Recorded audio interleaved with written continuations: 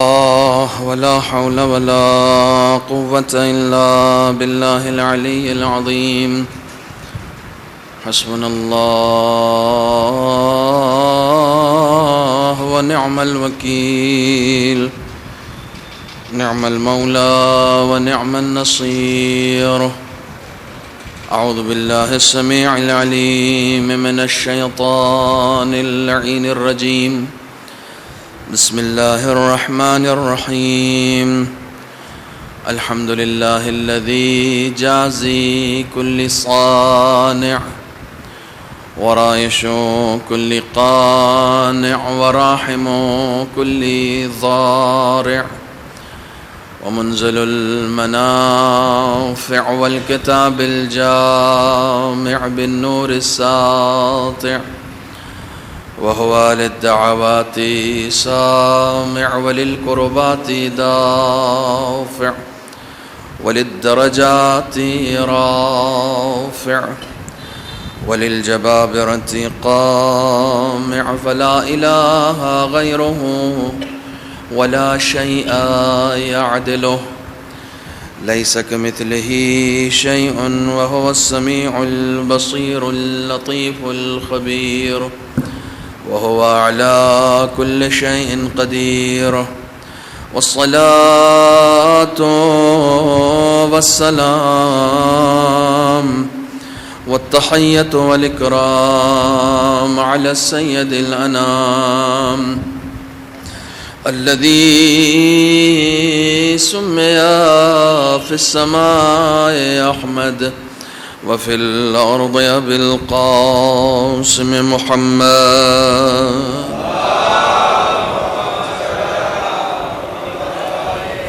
وعلى أهل بيته الطيبين الطاهرين المعصومين المظلومين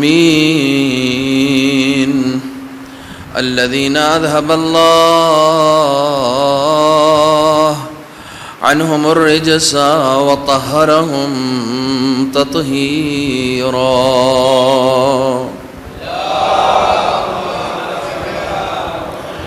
ولعنة الدائمة الباقية على أعدائهم وغاصب حقوقهم ومنكر فضائلهم أجمعين. أما بعد، فقد قال الله الحكيم في القرآن الكريم: بسم الله الرحمن الرحيم.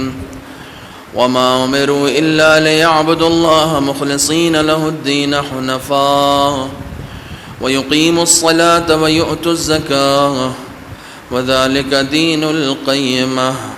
صدق الله العلي العظيم. صلوات.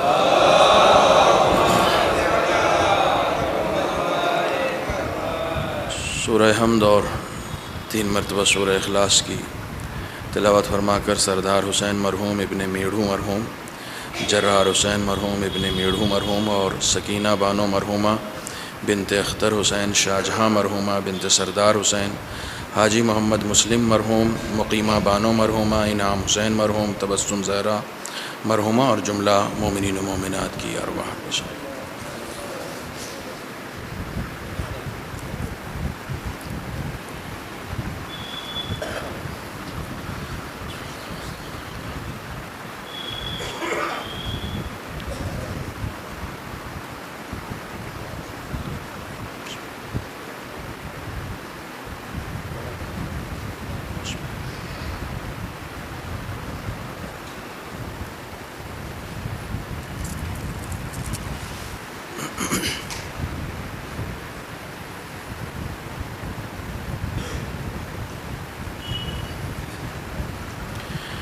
مرتبہ صلوات پڑھ دیں محمد و آل محمد۔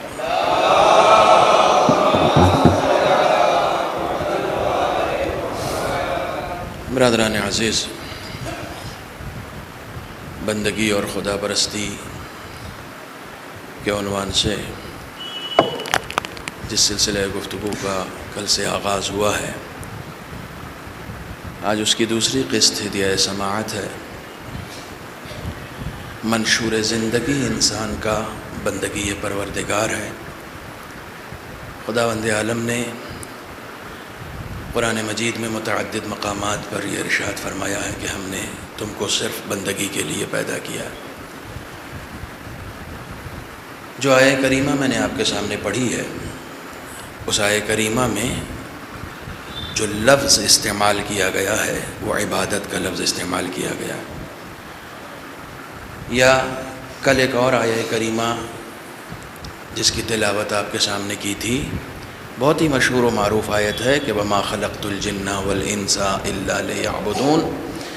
اس آیت میں بھی لفظ جو استعمال ہوا ہے وہ عبادت کا استعمال ہوا ہے، لیکن بار بار میں اس عبادت کا ترجمہ بندگی کر رہا ہوں، اور اس کے اسباب و علل بھی انشاءاللہ آنے والی تقریروں میں آپ کی خدمت میں گوش گزار کرتا رہوں گا۔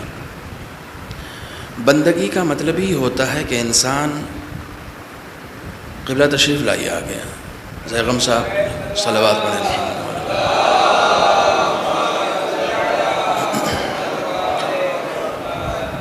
انسان جسے خداوند عالم نے پیدا کیا ہے، اسے بندگی کے لیے پیدا کیا ہے۔ زندگی کے جس دور میں اور جس سچویشن میں بھی وہ رہے، وہ خدا کا بندہ بن کر رہے۔ جب کوئی خدا کی بندگی اختیار کر لیتا ہے تو اسے خدا سرداری خود بخود عطا کر دیتا ہے۔ سرداری اگر حاصل کرنی ہے تو بندگی اختیار کرنی پڑتی ہے۔ جتنا انسان بندگی اختیار کرتا چلا جاتا ہے، سرداری مقدر ہوتی چلی جاتی ہے۔ سرداری ووٹنگ سے نہیں نصیب ہو سکتی، سرداری دولت سے نصیب نہیں ہو سکتی، سرداری منصب سے نہیں نصیب ہو سکتی۔ دنیا میں جتنی بھی چیزیں ہیں جن پر انسان فخر و مباحات کرتا ہے، ان میں سے کسی بھی چیز سے سرداری انسان کے مقدر میں نہیں آ سکتی ہے۔ سرداری لینے کا صرف ایک ذریعہ ہے کہ انسان خدا کی بندگی اختیار کرے۔ جتنا اپنے آپ کو عبد پروردگار بناتا چلا جائے گا، خدا اتنا اسے سرکاری عطا کرتا چلا جائے گا۔ میں اسی حوالے سے دیکھیے، دو قسم کے لوگ ہوتے ہیں جنہیں آپ اپنے گھر میں راہ دیتے ہیں۔ دو قسم کے لوگ ہوتے ہیں۔ ہر کس و ناکس کو آپ اپنے گھر پہ نہیں بلاتے، آپ اسی کو بلاتے ہیں جو آپ کا خاص ہوتا ہے۔ ان خاص میں بھی لوگوں کی دو قسمیں ہیں۔ مجھے بہت اچھا لگتا ہے کہ آپ بہت توجہ کے ساتھ سنتے ہیں، اور پہلے ہی سفر میں میں نے یہ منبر پر یہ بات عرض کی تھی کہ شعور سماعت آپ کا بہت اچھا ہے۔ دو قسم کے لوگ ہوتے ہیں جنہیں آپ اپنے گھر پہ راہ دیتے ہیں، وہی جو آپ کے ہم مزاج ہوں۔ ضروری نہیں ہے کہ رشتہ دار ہوں، ضروری یہ ہے کہ ہم مزاج ہوں۔ بہت سارے رشتہ داروں کو بھی آپ گھر میں راہ نہیں دیتے ہیں کہ مولانا صرف خون ملتا ہے، مزاج نہیں ملتا ہے۔ لیکن بہت سارے ایسے لوگ ہیں جن سے کہیں دور دور تک رشتہ داری نہیں ہے، مگر چونکہ مزاج ملتا ہے۔ اب میں چونکہ شاعر کا بیٹا ہوں تو مجھے بات بات میں شعر یاد آتا، اور کسی اور کا نہیں یاد آتا، اپنے ابا ہی کا یاد آتا ہے۔ وہ کہتے ہیں یوں تو سب سے محکم وفا کا رشتہ ہے، سب سے محکم۔ یا تھوڑا آگے بیٹھو، اتنا پیچھے گھومنا پڑے گا مجھے، ادھر آ جاؤ، ٹیک لگا کے کیوں بیٹھو، جوان آدمی ہو۔ سب سے محکم وفا کا رشتہ ہے، یوں تو رشتوں کے سلسلے ہیں بہت۔ تو ان رشتوں کے سلسلوں میں جو سب سے مضبوط رشتہ ہوتا ہے وہ وفا کا رشتہ ہوتا ہے، وہ خلوص کا رشتہ ہوتا ہے، وہ مزاج کی ہم آہنگی کا رشتہ ہوتا ہے۔ اب جو دو لوگ ہیں، یہ دو قسمیں ہیں۔ ایک وہ ہیں جن کو آپ ایڈریس بتاتے ہیں کہ جعفر آباد آنا اور وہاں سے فلاں گلی سے ٹرن لینا اور 3 مکان کے بعد میرا ہی مکان ہے۔ یہ وہ لوگ ہیں جن کو آپ اپنا ایڈریس بتاتے ہیں کہ یہاں آ جائیے گا۔ آپ اتنی زحمت نہیں کرتے کہ کسی کو بھیج دیں کہ جاؤ تم لے کر آ جاؤ، پتہ نہیں کہاں کہاں بھٹکیں۔ نہ، آ جائیں گے میاں، 4 جگہ بھٹکیں گے تو ہی آ جائیں گے، رہنے دو، گھر پہ بیٹھے رہتے ہیں۔ لیکن جو ان دو مہمانوں میں جو خاص ہوتا ہے، اسے آپ صرف پتہ نہیں بتاتے ہیں، بلکہ پتہ بتانے کے ساتھ ساتھ کہتے ہیں آپ فلاں جگہ رہیے، میں آ رہا ہوں، یا میں اپنے کسی خاص آدمی کو بھیج رہا ہوں۔ ٹھیک ہے، قرآن نے اسی طریقے کے 2 مہمانوں کا ذکر کیا ہے۔ پہلے مہمان کا نام ہے موسیٰ۔ قرآن نے کہا فلما جاء موسیٰ لمیقاتنا. دیکھو موسیٰ میرا قریبی ہے، ہر ایک کو میں اپنے گھر میں راہ نہیں دیتا ہوں، لیکن موسیٰ وہ ہے کہ جب موسیٰ آئے ہماری ملاقات کی جگہ پر، خود آئے، ہم نے جبرائیل کو نہیں بھیجا، ہم نے کسی کو بلانے نہیں بھیجا، خود آئے، صرف پتہ بتا دیا تھا کہ آ جانا. لیکن ایک وہ ہے جس کے لیے قرآن نے کہا سبحان الذی اسری بعبدہ لیلا من المسجد الحرام. دوسرا وہ ہے جس کے لیے خدا نے کہا کہ میں نے بلایا، میں نے کسی کو بھیجا کہ جاؤ تم لے کر آؤ. کیوں؟ کیونکہ یہ میرا بندہ تھا. جب بندگی کسی کو مل جاتی ہے تو خدا اسے سرداری عطا کر دیتا ہے. صلوات پڑھیں محمد و آل محمد پر. یہی بندگی ہے جو رسالت عطا کرتی ہے، یہی بندگی ہے جو امامت عطا کرتی ہے، یہی بندگی ہے جو شہادت عطا کرتی ہے، یہی بندگی ہے جو حسین بناتی ہے، یہی بندگی ہے جو زہرا بناتی ہے. بندگی کے علاوہ اور کوئی راستہ نہیں ہے کہ انسان سرداری حاصل کر لے.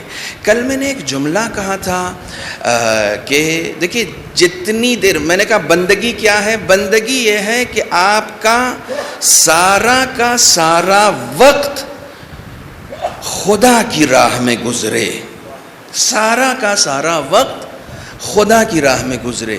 اتنا تو سرٹن ہے کہ جتنی دیر آپ اس پاکیزہ جگہ پر رہتے ہیں اتنی دیر تو کم سے کم خدا کی راہ میں گزرتا ہے.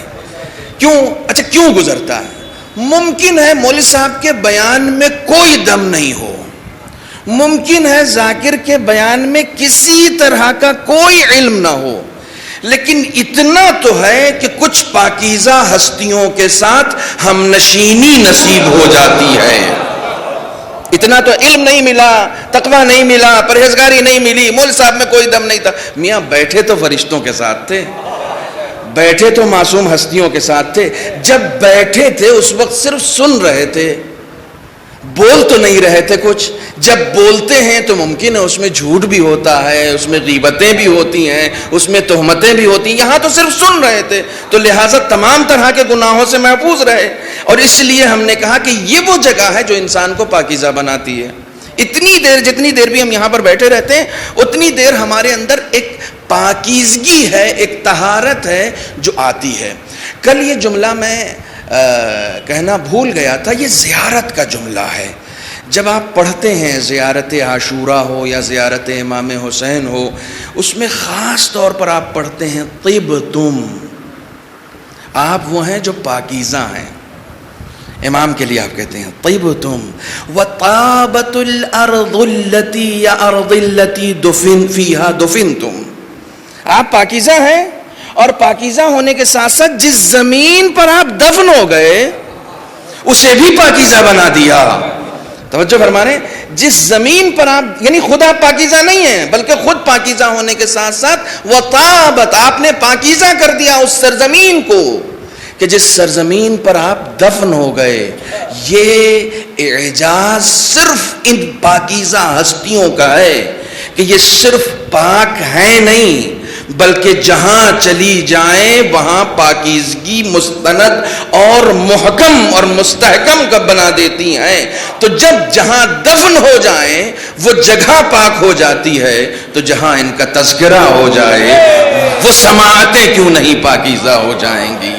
لہٰذا ہم ان کے ذریعے سے خود میں اپنے اندر ایک پاکیزگی لاتے ہیں اور یہ پاکیزگی ہمیں بندگی کی معراج عطا کرتی ہے. ایک مرتبہ مل جل کے آپ حضرات صلوات پڑھیں اور تھوڑا تھوڑا آگے تشریف لے آئیں.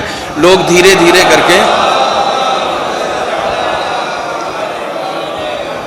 چونکہ اندر ابھی جگہ ہے اور مجھے بہت خوشی اس بات کی ہو رہی ہے کہ الحمدللہ عام طور سے مجلسوں میں جو آڈینس آتی ہے وہ 40+ ہوتی ہے، مگر الحمدللہ میں کل سے دیکھ رہا ہوں کہ یہاں پر بلو 40 زیادہ ہیں. نوجوانوں کا مجمع الحمدللہ زیادہ ہے. عام طور سے نوجوانوں کا مجمع جوتا پہن کے باہر ہی کھڑا رہتا ہے, لیکن الحمدللہ یہاں آ کے فرش عزا پر بیٹھا ہے.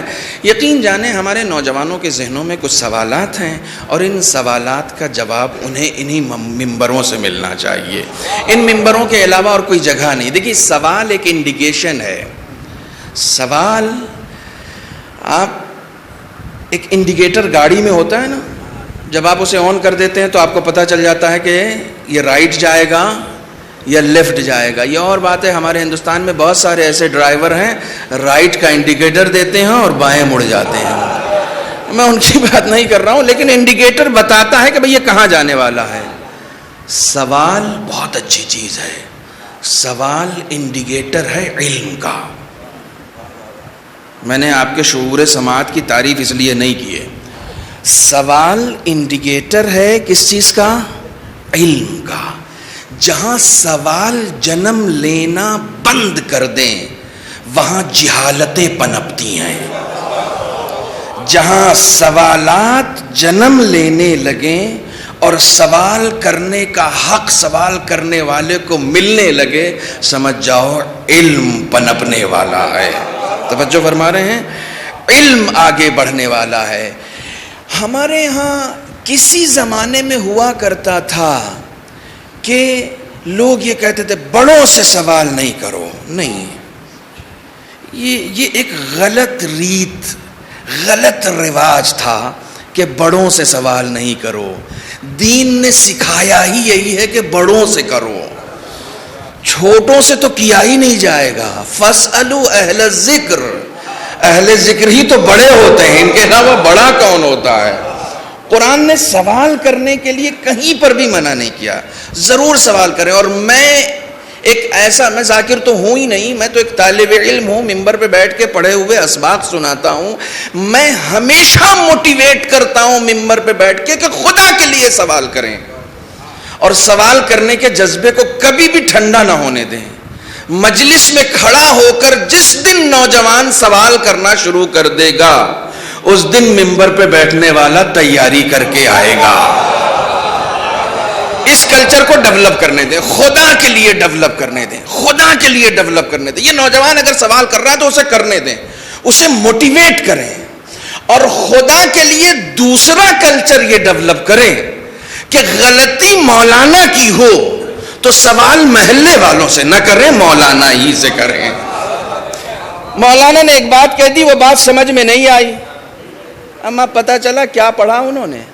بھیا پڑھا انہوں نے تو بیچارے ان سے کیوں پوچھ رہے, انہوں نے کون سا پڑھا ہے. جس نے پڑھا اس سے پوچھو نا کہ کیا پڑھا ہے. یہ بات آپ کی میری سمجھ میں نہیں آئی. نہیں صاحب, وہاں کیسے سوال کریں گے.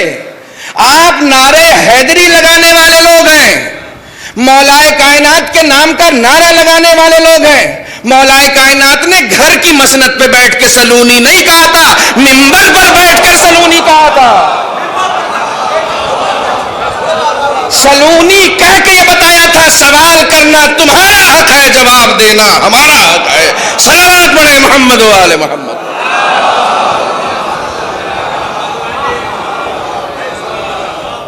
بہت ساری باتیں نہیں سمجھ میں آتی ہیں, بہت ساری باتیں ظرف ذہن میں نہیں سما پا سکتی ہیں. رسول خدا نے کہا کہ اگر ابو ذر کو معلوم ہو جائے کہ سلمان کے دل میں کیا ہے تو اسے قتل کر دے گا. یا رسول اللہ کیوں؟ کہا نہیں, ظرفیت ہے.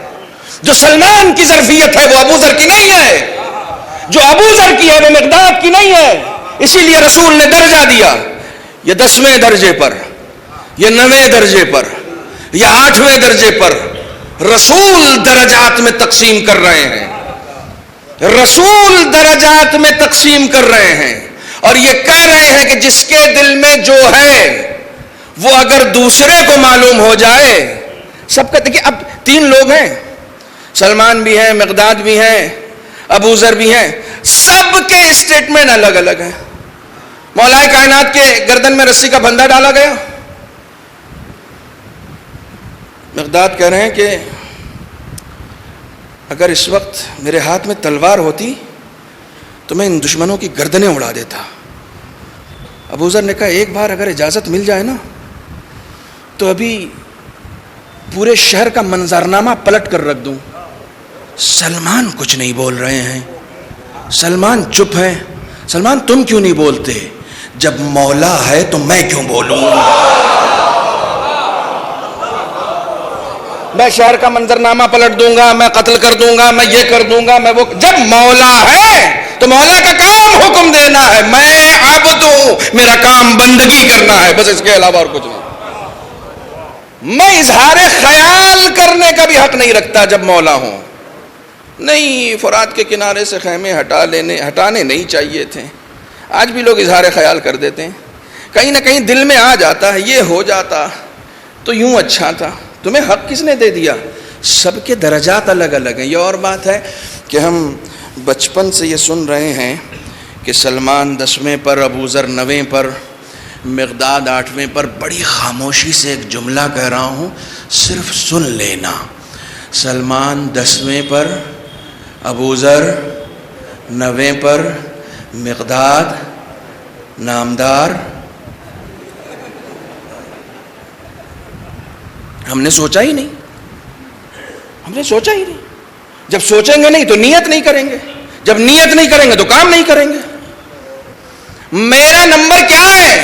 میں نے اس کے اوپر کام ہی نہیں کیا ہے، میں نے اس کے اوپر ورک ہی نہیں کیا ہے. مجھے تو اسی وقت مزہ آ جاتا ہے جب مولانا ممبر پہ بیٹھ کے 4 نکتے مار دیتے ہیں. بس میرا دین اتنا ہی سا ہے.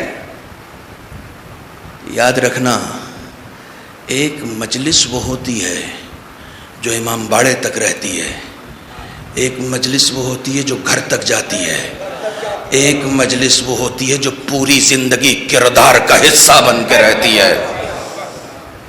پوری زندگی کردار کا حصہ بن کے رہتی ہے. یہ کردار سازی کا مرکز ہے، کردار سازی کا مرکز ہے. کوئی بھی سوال آئے، بیٹا اندر جگہ ہے آ جاؤ آپ لوگ، یہ جگہ اچھی خاصی خالی ہے، مجھے اچھا نہیں لگ رہا ہے کہ باہر اندر جگہ خالی ہو.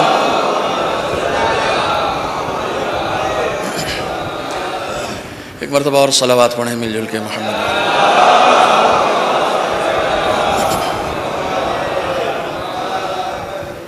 توجہ فرما رہے ہیں. سوال کرنے کے جذبے کو کبھی مدھم نہ ہونے دیں، سوال ضرور کریں. اور میں یہ چاہتا ہوں کہ اگر مثلا دوران گفتگو خدا کے لیے اس کلچر کو عام کریں، اس کلچر کو عام کریں. کوئی دوران گفتگو کوئی بات ایسی لگی جو میری سمجھ سے پرے تھی، مجھے نہیں معلوم ہو سکا کہ مولانا نے کیا کہا، یہ بات سمجھ میں نہیں آئی، آپ کھڑے ہو جائیں، وہیں پر کھڑے ہو جائیں. خدا کی قسم انداز بدل جائے گا آپ کے یہاں کی مجلسوں کا. وہیں کھڑے ہو جائیں. میں دعویٰ کر رہا ہوں، میں جتنے دن ہوں، ابھی آج کی مجلس کے بعد 3 دن تو اور ہوں، جتنے دن ہوں میں سب سے پہلے ویلکم کروں گا کھڑے ہونے والے کا. معلوم ہوگا تو کہوں گا یہ جواب ہے، نہیں معلوم ہوگا تو کہہ دوں گا بتا دوں گا پوچھ کے یا دیکھ کے. اس میں کوئی شرمندگی ہے؟ اس میں کوئی عیب ہے؟ آیت اللہ بروجردی ممبر پہ بیٹھ کے درس دے رہے ہیں، کسی نے کھڑے ہو کے کوئی سوال کر دیا، انہوں نے کہا نہیں معلوم، زور سے ممبر پہ مائک پہ زور سے کہنے کی کیا ضرورت ہے؟ کہا لوگ معلومات کو زور سے بولتے ہیں، میں لا علمی کو زور سے بولتا ہوں. معلومات کو زور سے بولنا کمال نہیں ہے، لا علمی کا اظہار کرنا. کہا کیوں؟ کہا مولا نے کیا کہا ہے، لا ادری نصف العلم، میں نہیں جانتا ہوں. یہ کہنے کا ہنر اگر کسی کے اندر آ گیا تو کم سے کم آدھا علم تو اس کے پاس ہے. جواب اپنی جیب سے دینا کمال نہیں ہے، جواب علم کے بلبوتے دینا کمال ہے. ایک صلوات پڑھیں محمد و آل محمد پر. مجھ تک یہ بات آئی، میں نے کہا تھا کہ الحمدللہ آپ کا شعور سماعت بہت اچھا، اور مجھے آج بھی یقین ہے، ابھی بھی یقین ہے، مگر ہر آدمی کا اپنا اپنا ذوق ہوتا ہے. آپ شاعروں کو اپنے ذوق کے اعتبار سے سنتے ہیں، ذاکروں کو اپنے ذوق کے اعتبار سے سنتے ہیں. آپ کے ذوق کی قدر ہے، لیکن کوئی بات اگر نہیں سمجھ میں آئی تو آپ سوال کر سکتے ہیں، پوچھ سکتے ہیں کہ مولانا یہ بات نہیں سمجھ میں آئی. کل میں نے ایک جملہ کہا تھا شہدائے کربلا کے حوالے سے، اب اسے ترمیم کر دیا گیا، بدل دیا. یہی ہوتا ہے کہ جب آپ صاحب معاملہ سے سوال نہیں کرتے تو وہ سوال کہیں اور جا کے بدل جاتا ہے. سوال یہ آ گیا کہ صاحب شہدائے کربلا سے ہم افضل کیسے ہو گئے؟ اول تو ہم نے افضل کی لفظ استعمال ہی نہیں کی تھی. پھر یہ پوری ریکارڈنگ ہے یہاں پر, آپ ریکارڈنگ اٹھا کر دیکھیں کہیں افضل کی لفظ استعمال ہوئی تھی. میں نے کہا تھا ایک معاملے میں ہم خوش قسمت ہیں. کیا کہا تھا؟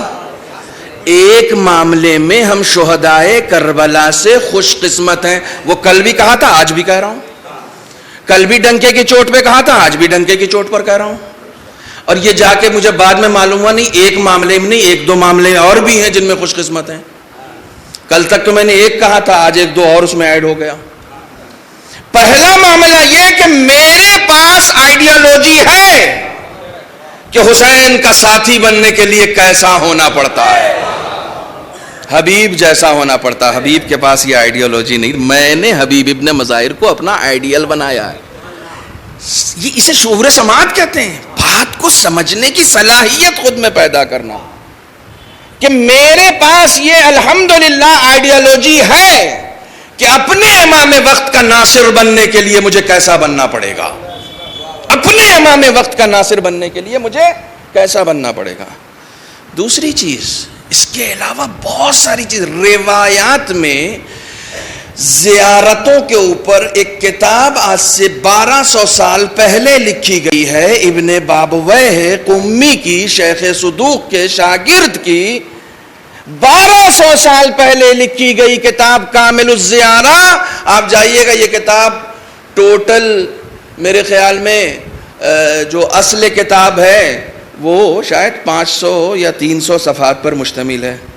ٹھیک ہے, جو ترجمہ ہوا ہے وہ تو میرے خیال میں اس میں تلخیص بھی ہو گئی ہے اور اس میں کچھ خامیاں بھی ہیں, لیکن جو اصل کتاب ہے وہ 300-350 صفحات پر مشتمل ہے. اصل کتاب 300 صفحات اس میں صرف امام حسین سے مخصوص ہیں اور 50 صفحات باقی تمام معصوموں سے.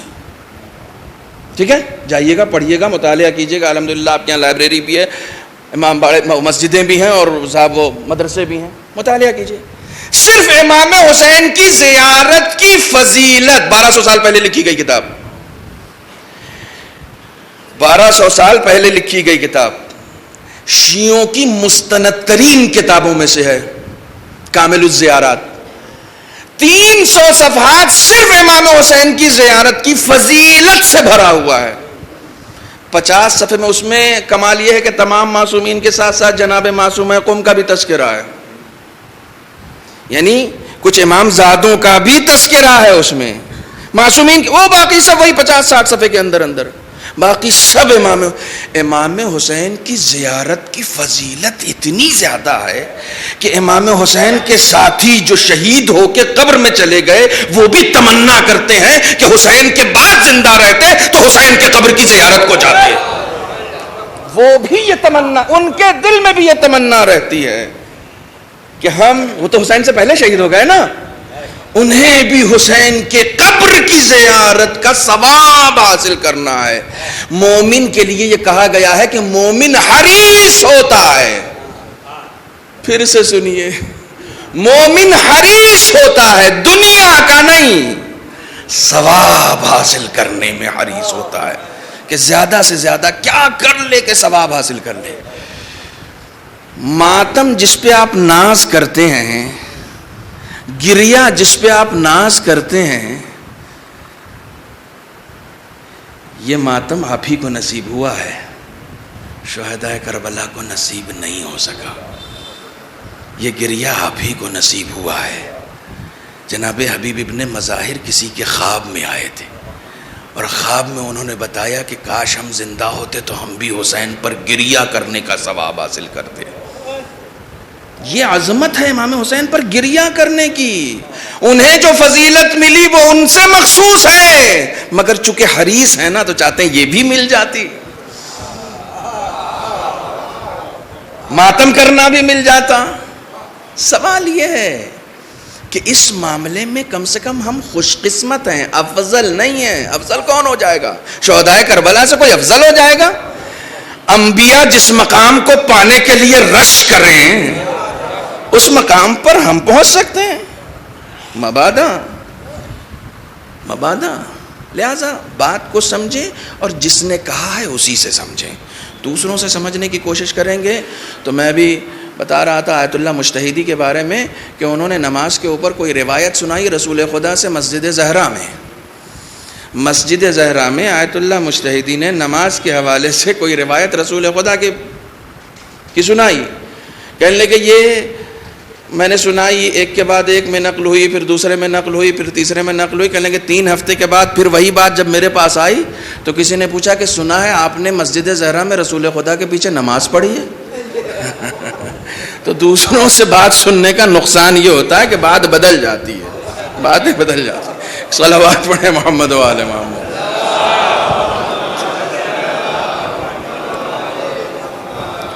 ایک مرتبہ اور مل جل کے صلوات پڑھیں محمد و آل محمد.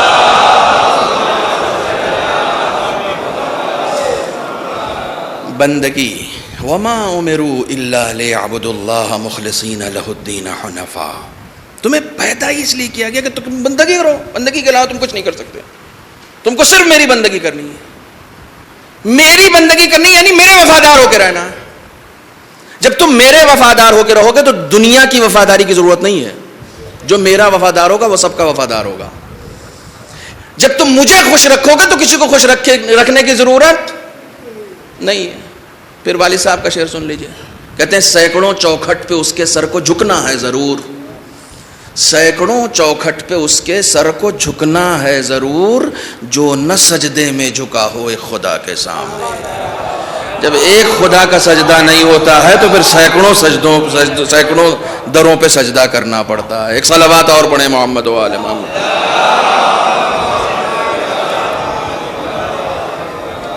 سینکڑوں دروازوں پہ سجدہ کرنا پڑتا ہے. بندگی کرو اور میری بندگی کرو. کیوں؟ کیونکہ یہ دنیا میں چلاتا ہوں. کوئی یہ دعویٰ کر سکتا ہے کہ میں چلا سکتا ہوں دنیا؟ کوئی بھی یہ دعویٰ کر سکتا ہے؟ نہیں کر سکتے. آپ حکومتوں میں ہوں، آپ جتنا چاہے سب کچھ آپ خرید لیجئے، پھر بھی آپ اپنے اعتبار سے حکومت نہیں کر سکتے ہیں. قرآن مجید میں یہ بات شاید آپ کے درمیان عرض کر چکا ہوں تو پھر بھی آپ سنیے. قرآن مجید میں 100 مرتبہ فرعون کا ذکر آیا ہے. 100 مرتبہ. کم ہوتا ہے 100 مرتبہ؟ پالنے والے نبیوں کے نام بتا دیتا تو ہمیں آسانی ہوتی نا. یہ فرعون کا ذکر کرنے کی کیا ضرورت ہے؟ 100 مرتبہ خدا نگیٹو کیریکٹر کا ذکر کر کے یہ بتانا چاہتا ہے کہ یہ موسیٰ کے زمانے کا تھا. تم اپنے زمانے کے فرعونوں کو تلاش کرو. موسیٰ کے زمانے کا فرعون اپنے اعتبار سے حکومت نہیں چلا سکا، تمہارے زمانے کا فرعون کہاں سے چلا پائے گا؟ موسیٰ بندگی کر رہے تھے. اس کے پاس فوج تھی، حکومت تھی، سلطنت تھی، پیسے تھے. کیا نہیں تھا اس کے پاس؟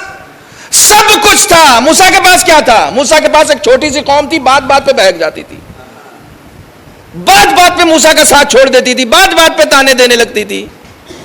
جناب موسیٰ دریائے نیل کے کنارے پہنچ بھی گئے، پیچھے پیچھے فرعون آ رہا ہے، پوری سلطنت اور فوج سمیت آ رہا ہے. موسیٰ کے سامنے جا کے قوم گڑ گڑا رہی ہے، کہاں پھنسوا دیا، کہاں مروا دیا ہمیں، اب تو آگے دریا ہے، پیچھے فوج ہے.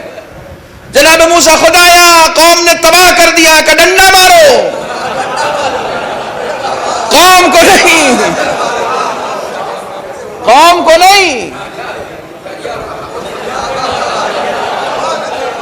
جو جملہ میں کہنا چاہ رہا وہ یہ ہے کہ پیچھے آنے والے کا اختیار پانی پہ نہیں ہے، میرا اختیار پانی پہ ہے. حکومت میں چلا رہا ہوں، دنیا میرے حساب سے چلتی ہے. ڈنڈا مارو، وہ تیر بھی مارے گا تو راستہ نہیں بنے گا. کیوں؟ اس کا تیر اپنا ہے، تمہارا ڈنڈا میرا ہے. میرا ہے، میرے بن جاؤ، میں کائنات تمہارے اختیار میں دے دوں گا. بندگی کرو. خدا کی بندگی میں ہی حکومت ہے، اس کے علاوہ کسی چیز میں نہیں ہے. راستہ بن گیا، اچھا راستہ بن گیا تو اب ان کے نخرے بھی ہیں. قوم کے نخرے ہمیشہ نبیوں نے اٹھائے ہیں. نبی کی راہ میں چلنے والا ہر مجاہد قوم کے نخرے اٹھاتا ہے، ہر نبی نے اٹھائے. نہیں ایسے نہیں، یہ ایک راستے سے ہم تھوڑی جائیں گے. ہمارے اتنے قبیلے ہیں اور سب کے راستے بنا دی، کا ٹھیک ہے الگ الگ جاؤ. کتنا ناز اٹھاتا ہے نبی، کتنا ناز اٹھاتا ہے. کیوں؟ کمال یہ ہے کہ اس کو بچانا ہے اور اسی کے ناز اٹھا رہا ہے. جناب موسیٰ کہہ دیتے نا جہنم میں جاؤ، ہم سے کیا مطلب، نہیں بنا رہے راستہ، ایک ہی میں جانا، جاؤ، کہہ دیتے نا. قوم کا رہبر ہمدرد ہوتا ہے، وہ جانتا ہے کہ اگر یہ کہہ دیں گے کہ جہنم میں جاؤ تو واقعاً جہنم میں ہی چلا جائے گا. جہنم اس کا منشور ہی ہوتا ہے کہ اس کو جہنم سے بچانا ہے، اس لیے وہ ہمدرد ہوتا ہے، وہ ان کے غصے بھی جھیلتا ہے، وہ ان کے نخرے بھی اٹھاتا ہے. میاں نبی اتنے نخرے اٹھاتا، خدا کتنے نخرے اٹھاتا ہوگا. اٹھاتا ہے، میں بتاؤں گا آگے کیسے اٹھاتا ہے. بندگی خدا کیسے کیسے نخرے ہمارے اٹھاتا ہے. یہ وہ مطالب ہیں جو عام طور سے ہمارے ہاں مجلسوں میں موضوع گفتگو نہیں ہے. ٹھیک ہے، کیسے کیسے نخرے اٹھاتا. بہرحال قوم آئی اور کیا ہوا، یہ سب ساری چیزیں آپ کے پیش نظر ہیں. قرآن نے ایک سورے کو احسن القصص کہا ہے. نام آپ بتائیں گے؟ سورہ احسنتم.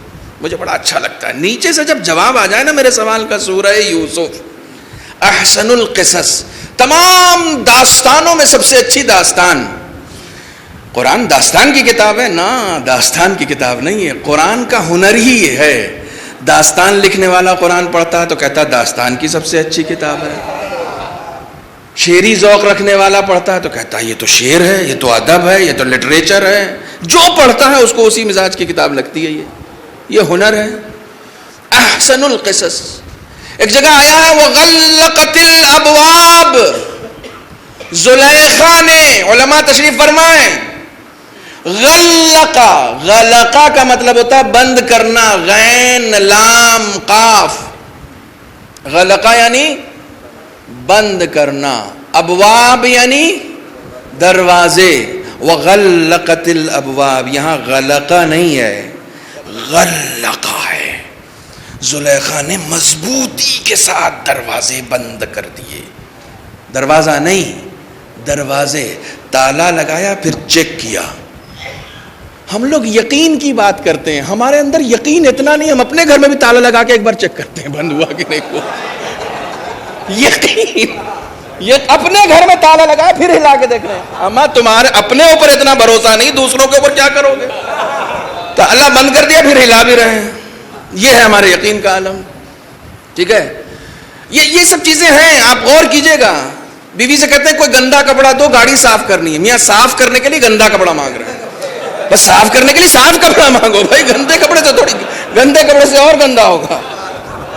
یہ چھوٹی چھوٹی چیزیں ہیں، اس میں سیکھنے کی چیزیں ہیں نا، یہ سیکھنے کی چیزیں. بہرحال ایک صلوات پڑھیں محمد و آل محمد.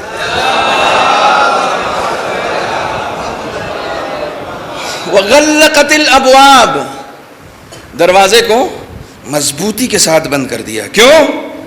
کیونکہ وہ نہیں چاہتی تھی کہ اس کے اور یوسف کے ریلیشن کا کسی کو پتہ چلے. وہ نہیں چاہتی تھی. نہیں، پتہ نہیں چلنا چاہیے، کسی کو پتہ نہیں چلے. تم سب سے چھپا سکتے ہو، سب سے. یہ تو ہم لوگوں نے مکتب میں پڑھا تھا نا تنظیم کے. خدا غریق رحمت کرے علامہ غلام عسکری طابہ سراہ کو، خدا غریق رحمت کرے. اس طرح کی کاوشیں ہمارے جتنے علماء نے کی ہیں، خدا سب کو جوار معصومین میں جگہ عنایت کرے. بچپن میں پڑھا تھا، خدا دیکھ رہا ہے نا. لاکھ کوشش، اس نے یہ چاہا. عزیز مصر کی بیوی ہے، بادشاہت ہے، سلطنت ہے، سب کچھ ہے، مکر ہے، فریب ہے. سوچا یوسف کو پھنسا دیں گے، سب کچھ کر لیں گے. کسی کو پتہ نہیں چلنا چاہیے، کسی کو پتہ نہیں چلنا چاہیے. خدا نے یہ طے کیا تھا کہ پتہ تو ایسا چلے گا کہ بچہ گواہی دے گا. چھوٹا سا بچہ ہے جو بول نہیں سکتا ہے، جو دیکھ نہیں سکتا ہے، جس میں شعور نہیں ہے. کہا تم اپنے شعور سے جی رہے ہو، بندگی کا تقاضا یہ ہے کہ خدا کے شعور کے اعتبار سے جینا سیکھو. سب کو پتہ چل گیا، سب کو پتہ چل گیا، سب کو پتہ چل گیا. کمال یہ ہے کہ اپنے اپنے زمانے کے صحیفوں میں تو آیا ہی، خدا نے آخر میں قرآن میں بھی دے دیا کہ آخری زمانے تک والوں کو بتا دوں گا کہ تو نے چھپایا تھا. آخری زمانے والوں کو بھی پتہ چل گیا. دیکھیے یہ جو کچھ چیزیں بیان کرنے کی ہوتی ہیں نا، کل بھی ایک جملہ آیا تھا، کچھ چیزیں جو بیان کرنے کی ہوتی ہیں برملا، وہ اس لیے ہوتی ہیں کیونکہ اس میں اسی کے لیے خیر ہوتا ہے، جس کے لیے بیان کی جا رہی ہے اس کے لیے خیر ہوتا ہے۔ رسول خدا مسجد میں بیٹھے ہوئے ہیں، اول تو رسول ایسے بیٹھتے تھے مسجد میں کہ آنے والا آ کے پوچھتا تھا ایکم رسول اللہ، تم میں سے رسول کون ہے؟ کوئی اسپیشل پلیس نہیں تھا کہ یہاں پر بیٹھے ہیں اور اتنے لہیم شہیم اور وہ مسند لگی ہے اور فلانا لگی، وہ ڈھونڈ رہا ایکم رسول اللہ، تم میں رسول کون ہے؟ تو کسی نے کہا یہ، اچھا آپ ہیں۔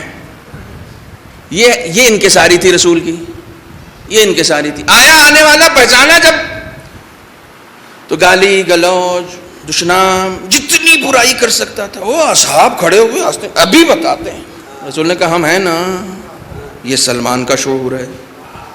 سلمان نہیں بولتے موجودگی میں، جب ہیں تو یہ حکم دیں گے نا کیا کرنا ہے۔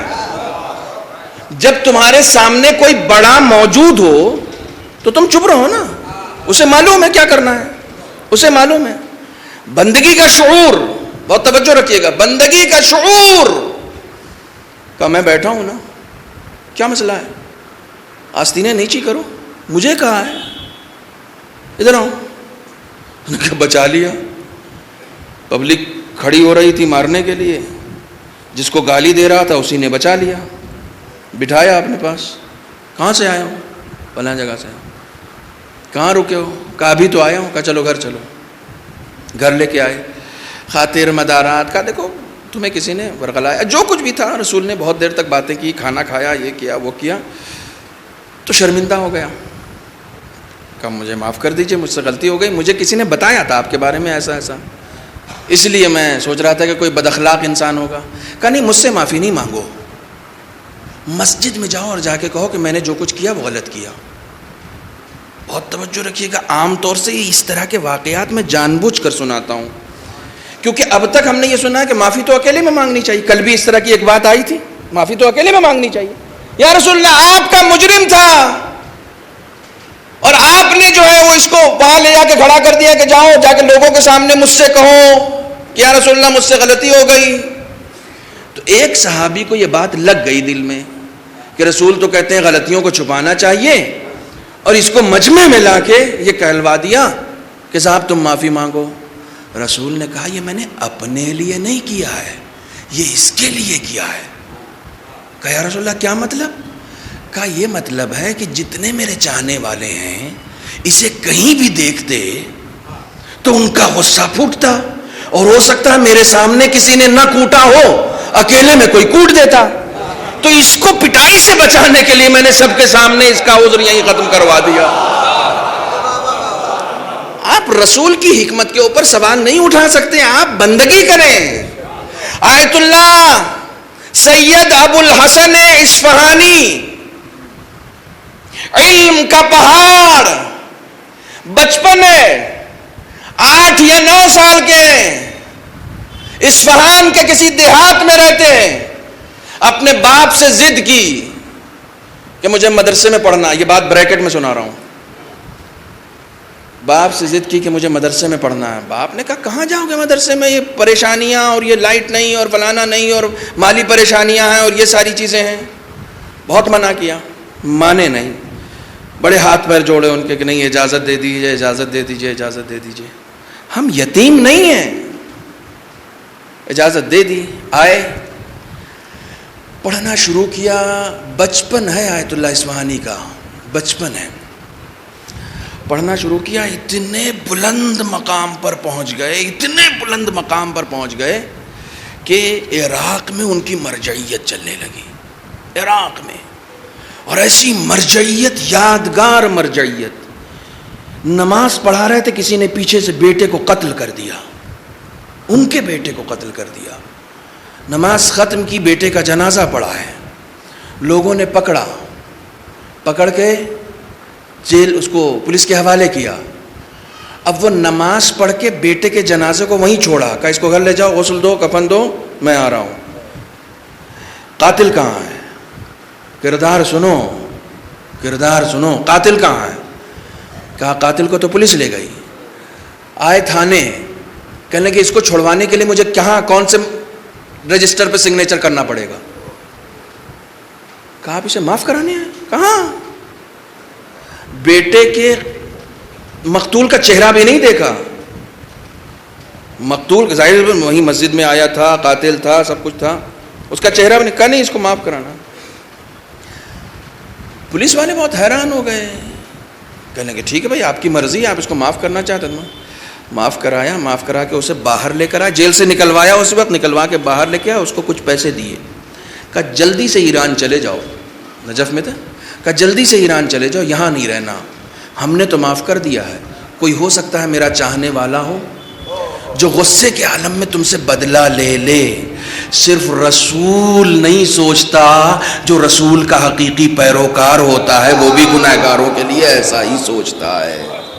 یہی سوچ رکھتا ہے. اس وقت بھجوا دیا وہاں سے. یہ ہاں آیت اللہ ابو الحسن عثمانی اس مقام پر کیسے پہنچے؟ بندگی سے.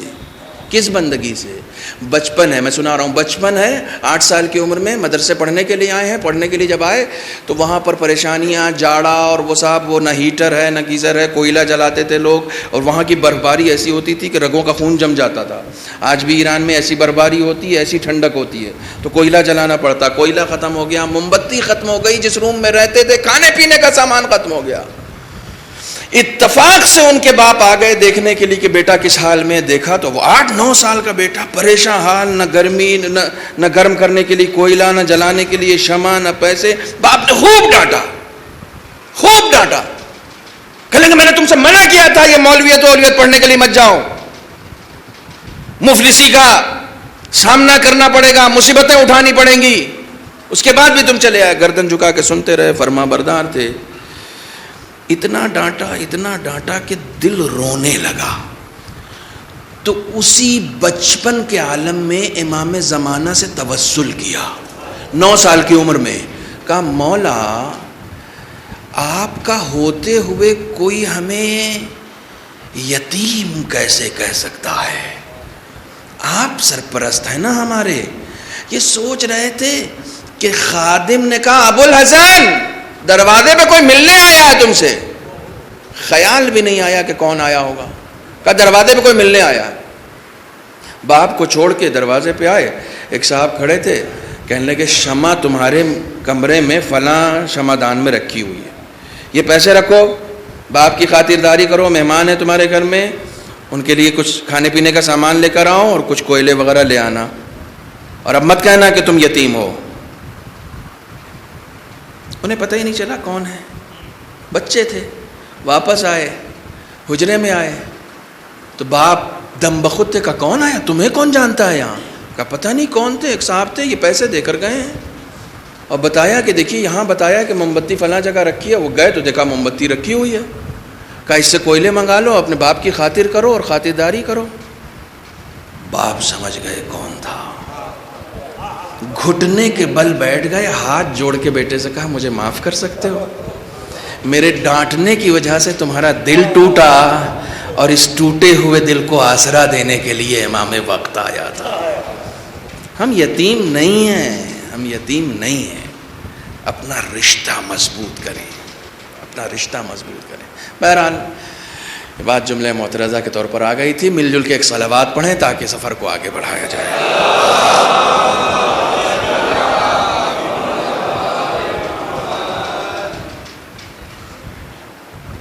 بندگی کا شعور یہ بتاتا. بندگی کیوں کریں؟ بندگی اس لیے کریں گے کہ دنیا خدا اپنے حساب سے چلاتا ہے. میرے پاس ایسی بہت ساری مثالیں، چونکہ مجھے بہت ساری باتیں آپ کے سامنے عرض کرنی ہے، لہٰذا میں ان چیزوں میں زیادہ وقت نہیں لگا رہا ہوں کہ میں یہ مثالیں پیش کروں کہ کس کس طریقے سے خدا دنیا چلاتا آیا ہے آج تک. یہ ساری مثالیں آپ کے پیش نظر ہیں. 1 لاکھ بچے قتل ہوئے تو موسیٰ پیدا ہوئے. کوئی نہیں روک سکتا، کوئی نہیں روک سکتا. خدا نے یہ طے کر لیا کہ موسیٰ کو آنا ہے تو موسیٰ کو آنے سے کوئی نہیں روک سکتا، کوئی طاقت نہیں روک سکتی. تو خدا نے کیا طے کیا ہے یہ حکومت وقت ہمیں تھوڑی بتائے گی. خدا نے کیا طے کیا یہ ہم خود خدا سے معلوم کریں. یہ ہم خود خدا سے معلوم کریں گے نا کہ معبود میرے بارے میں کیا تو نے طے کیا ہے. اور کوئی بھی ایسا بندہ نہیں ہے کہ جس کے بارے میں خدا جس کو پیدا کرے اور پیدا کرنے کے بعد اس کے بارے میں کوئی پلاننگ نہیں ہو اس کی. خدا کی کوئی پلاننگ تو ہوگی نا، اس نے اگر ہمیں پیدا کیا تو کوئی تو پلاننگ ہوگی، کوئی پلاننگ ہوگی. ہم تھوڑی سی مصیبت کا سامنا کرتے ہیں اور بکھر جاتے ہیں. تھوڑی سی مصیبت کا سامنا. خدا ہمیں بار بار آزماتا ہے کہ دیکھیں بندگی میں کتنا پرفیکٹ ہے. وہ ہمیں آزماتا صرف ہماری بندگی دیکھنے کے لیے، صرف ہماری بندگی دیکھنے کے لیے. تھوڑی سی دولت کبھی ہمیں بہکا دیتی ہے، تھوڑا سا علم کبھی ہمیں بہکا دیتا ہے، تھوڑی سی شہرت کبھی ہمیں بہکا دیتی ہے، تھوڑا سا نام و نمو، تھوڑا سا لوگوں کی تعریف، تھوڑا سا لوگوں کی نظروں میں آ جانا، یہ چھوٹی چھوٹی چیزیں ہمیں بہکا دیتی ہیں، ہمیں بہکا دیتی ہیں. اور اصلی اور نقلی کی پہچان یہیں سے ہوتی ہے. ایک بادشاہ تھا، اس کے پاس کچھ ہیرے تھے. اس نے درباریوں سے کہا کہ اس میں سے پتہ کرو کہ کس کے کتنے ہیرے اصلی ہیں اور کتنے نقلی ہیں. جو ماہر ہے صرف وہی پتہ کرے، اگر کسی نے بھی غلط بتایا تو گردن اڑے گی.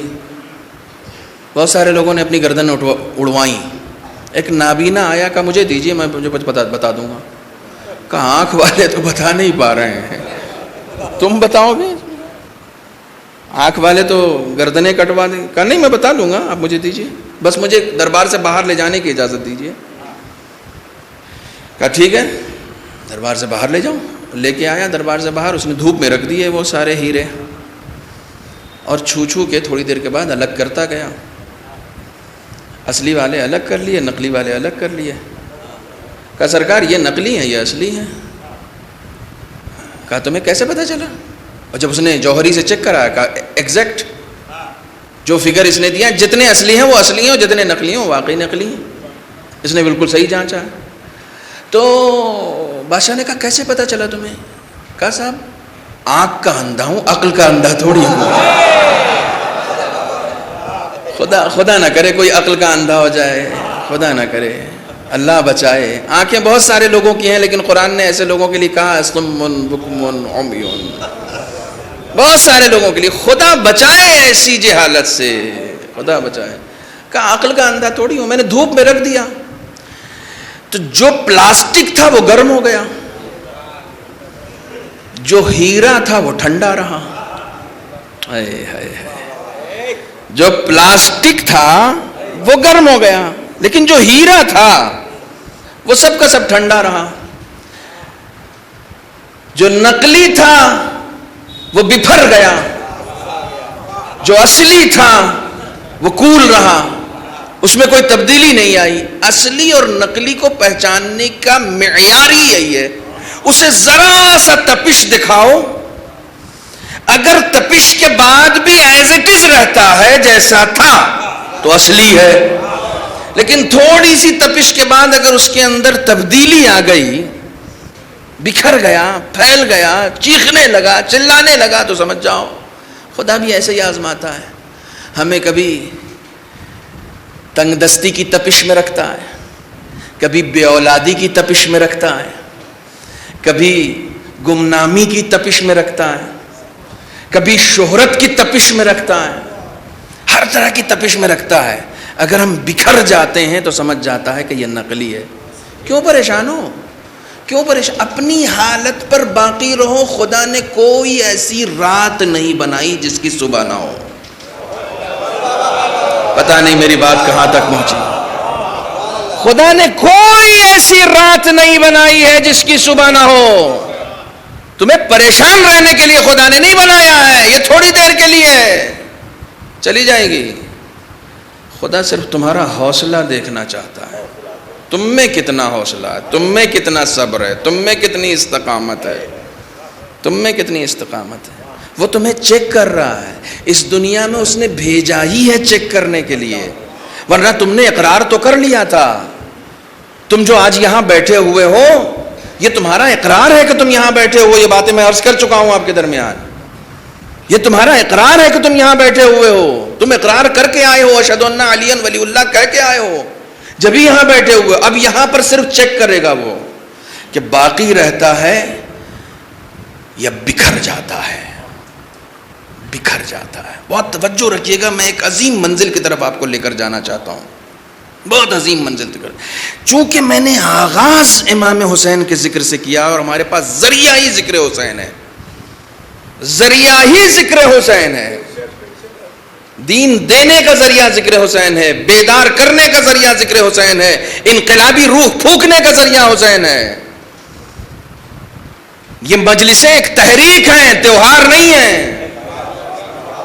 انقلاب کی تحریک, بیداری کی تحریک, یہ سب ایک تحریک ہیں, ذریعہ ہی امام حسین ہے.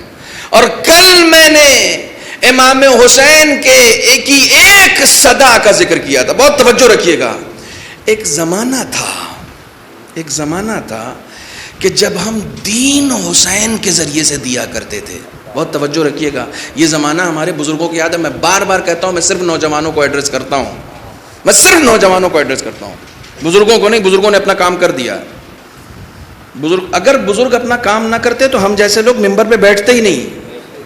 بزرگوں نے اپنا کام کر دیا, بزرگوں کو جہاں تک دین لانا تھا لے آئے, جن جانفشانیوں کے ساتھ محنت کرنی تھی محنت کر لی. اب جوانوں کا کام ہے, اب دشمن زیادہ الرٹ ہو گیا ہے. اب ان نوجوانوں کی ذمہ داری ہے کہ اس سفر کو کیسے آگے لے کر جاتے ہیں. ایک زمانہ تھا کہ انہی مجلسوں کے ذریعے سے نہ جانے کتنے لوگوں کو دین حق کا دیا جاتا تھا یا نہیں تھا. آپ اس بات کا اعتراف کریں گے یا نہیں کریں گے؟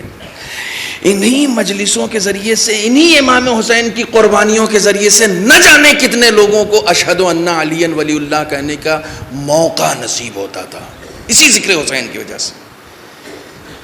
اب نہ صرف یہ کہ وہ موقع ہم نے گم کر دیا, بعض مقامات پر یہ لگتا ہے کہ بعض عناصر جو ہمارے یہاں مجلسوں میں آئے ہیں اس میں خود ہم نے اپنی اشہد ان علی ولی اللہ کو گم کر دیا ہے. پھر سے بولوں, اپنی اشہد ان علی ولی اللہ کو گم کر دیا. ایک پورا گینگ آ گیا, ہم مولائی لوگ ہیں, ہم سے بڑا کوئی مولائی نہیں ہے. اور وہ اتنے بڑے مولائی ہو گئے کہ علی کے نام پہ ناچنے لگے. وہ اتنے بڑے مولائی ہو گئے کہ علی کے نام پہ رقص کرنے لگے. اور کمال یہ ہے کہ یہ واحد مولائی ہیں جن کو دیکھ کے دوست خوش نہیں ہوتا, دشمن خوش ہوتا ہے. نہیں, میرا جملہ ابھی تو پہنچا ہی نہیں. یہ واحد مولائی ہیں جن کو دشمن سپورٹ کرتا ہے. جبکہ ولایت ایک ایسا اہم عنصر ہے ہمارے یہاں. آئے بلغ تو سب کو یاد ہے نا, رسول خدا نے کیا اعلان کیا؟ یا ایھا الرسول. کس سے کہا؟ بہت توجہ رکھیے گا. ولایت پہنچانا ہر کس و ناکس کا کام ہی نہیں ہے. پتہ نہیں میری بات کہاں پہنچ رہی ہے. ولایت پہنچانا ہر گردن میں گمچھا ڈالا مولائی ہو گئے. ہر کس و ناکس کا کام ہی نہیں ہے ولایت پہنچانا. اللہ ولایت پہنچانے کے لیے رسول کو چنتا ہے. پتہ نہیں کتنی بار آپ نے یہ آیتیں سنی ہوں گی. ولایت پہنچانے کے لیے اللہ رسول کو چنتا ہے کہ یہ ہر کس و ناکس کا کام نہیں ہے. ولایت پہنچانے کے لیے پاکیزگی شرط ہے, بلندی شرط ہے, بندگی شرط ہے. آپ پہنچائیں گے سب سے پہلے. دوسری چیز, یہی آیت پڑھوں گا اور آپ نے ان آیتوں کو ہزاروں مرتبہ سنا ہوگا اور اپنے طالب علمانہ تفکرات آپ تک پہنچاؤں گا انہی آیت سے. سب سے پہلے تو خدا رسول کو چنتا ہے. دوسرے, جب ولایت پہنچ جاتی ہے تو خدا کیا کہتا ہے؟ الیوم اکمل تو نہیں, میں اس لیے تو کہہ رہا تھا آپ بولیں پھر میں روکوں. الیوم یئس الذین کفروا. جیسے ہی ولایت پہنچی کافر مایوس ہو گیا. نہیں, یہی تو میں پہنچانا چاہ رہا تھا. جب رسول یا اس کا نمائندہ ولایت پہنچاتا ہے تو کافر مایوس ہوتا ہے. جب نوٹنکی کرنے والے ولایت پہنچاتے ہیں.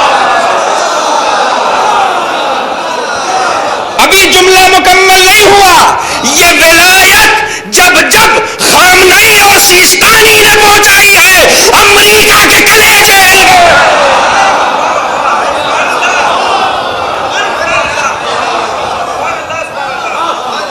تم لال گمچھا پہنچا کے پہن کے ولایت پہنچاؤ گے، یہ لال گمچھوں والا کام نہیں ہے۔ ولایت پہنچانا بسیجیوں کا کام ہے، ولایت پہنچانا حزب اللہیوں کا کام ہے، ولایت پہنچانا اللہ والوں کا کام ہے، ان کا کام ہے۔ جب یہ ولایت پہنچاتے ہیں تو دنیا کانپتی ہے، جب یہ ولایت پہنچاتے ہیں تو دنیا مایوس ہوتی ہے۔ پوتن کہتا ہے عجیب و غریب آدمی ہے یہ، جو کہہ دیتا ہے وہ ہو جاتا ہے۔ پوتن کا جملہ ہے یہ، ولادیر پوتن، اس کا جملہ ہے آیت اللہ خامنئی کے لیے کہ عجیب آدمی ہے، جو کہہ دیتا ہے وہ ہو جاتا ہے۔ میں پوتن سے کہوں گا تمہیں معلوم نہیں ہے یہ اسی کا غلام ہے کہ وہ جو کہہ دیتا تھا وہ ہو جاتا تھا، وہ جو کہہ دیتا تھا، اس کا آقا جو کہہ دیتا تھا وہ ہو جاتا تھا، اور وہ آقا اس کی بندگی میں تھا جو سورہ یاسین میں کہتا ہے کن فیکون، اس کا خدا ایسا ہے کہ جو وہ کہہ دیتا ہے وہ ہو جاتا ہے۔ صلوات بر محمد و آل محمد۔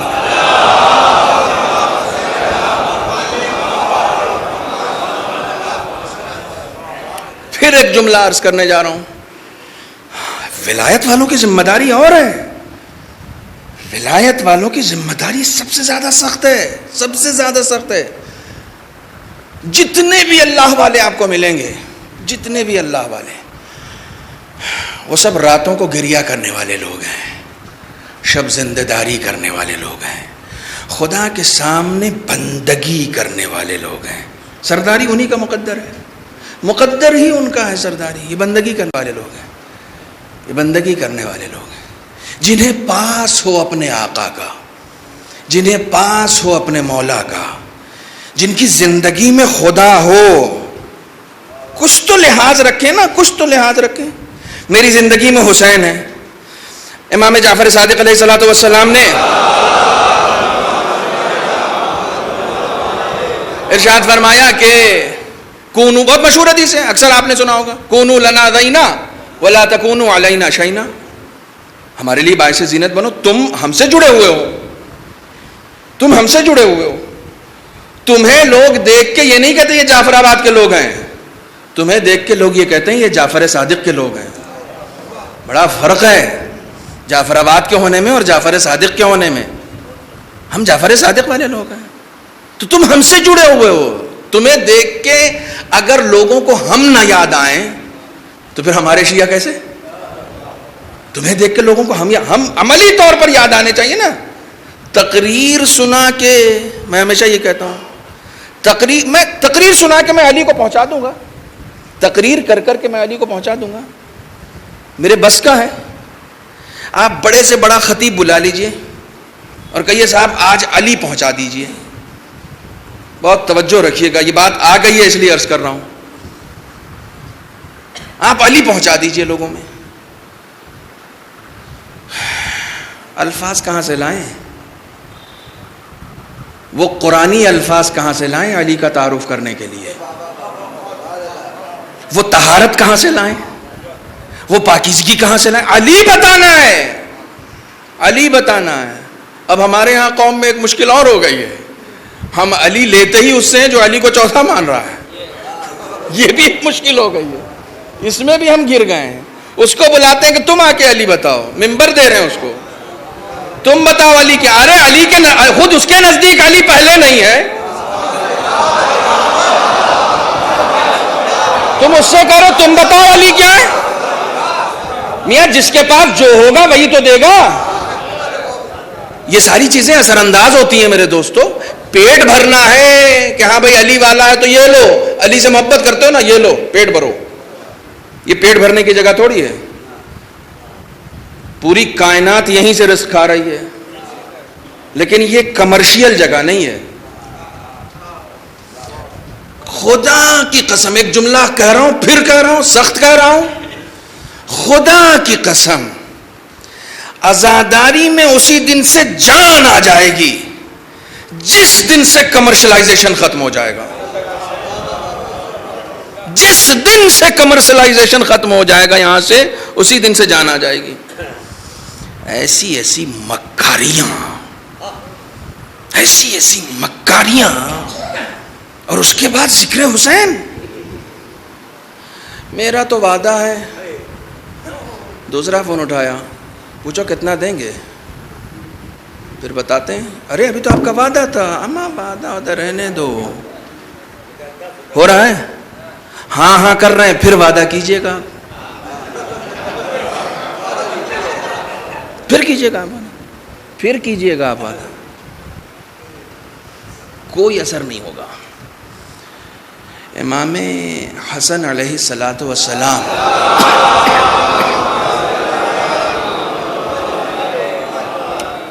جا رہے ہیں. مولانا فرمان علی صاحب نے بھی لکھا ہے اپنے حاشیے میں کہ عمرو عاص نے مولائے کائنات کی مدح میں کچھ شعر کہے تھے. قائمی صاحب آپ کے پیش نظر تو ہوگا، شعراء کے پیش نظر رہتا ہے. عمرو عاص کون ہے؟ انگوٹھی کی سیاست کھیل کے علی کو مسند خلافت سے دور رکھنے والا. علی کی مدح میں شعر کہا ہے. آپ اسے جا کے پوچھیں تم نے کیوں کہا ہے؟ علی کی مدح میں شعر کہہ کے کوئی علی کو بڑا نہیں بناتا، خود کو بڑا بناتا ہے. عمرو عاص کو معلوم تھا کہ میں خود بڑا ہو جاؤں گا علی کی شان میں شعر کہہ کے. شعر کہا اس نے. ایک دن امام حسن سے ملاقات ہو گئی. امام حسن نے کہا کہ میں نے سنا ہے کہ تو نے بابا کے بارے میں کچھ شعر کہیں. کہاں کہیں؟ کہا بیچے گا.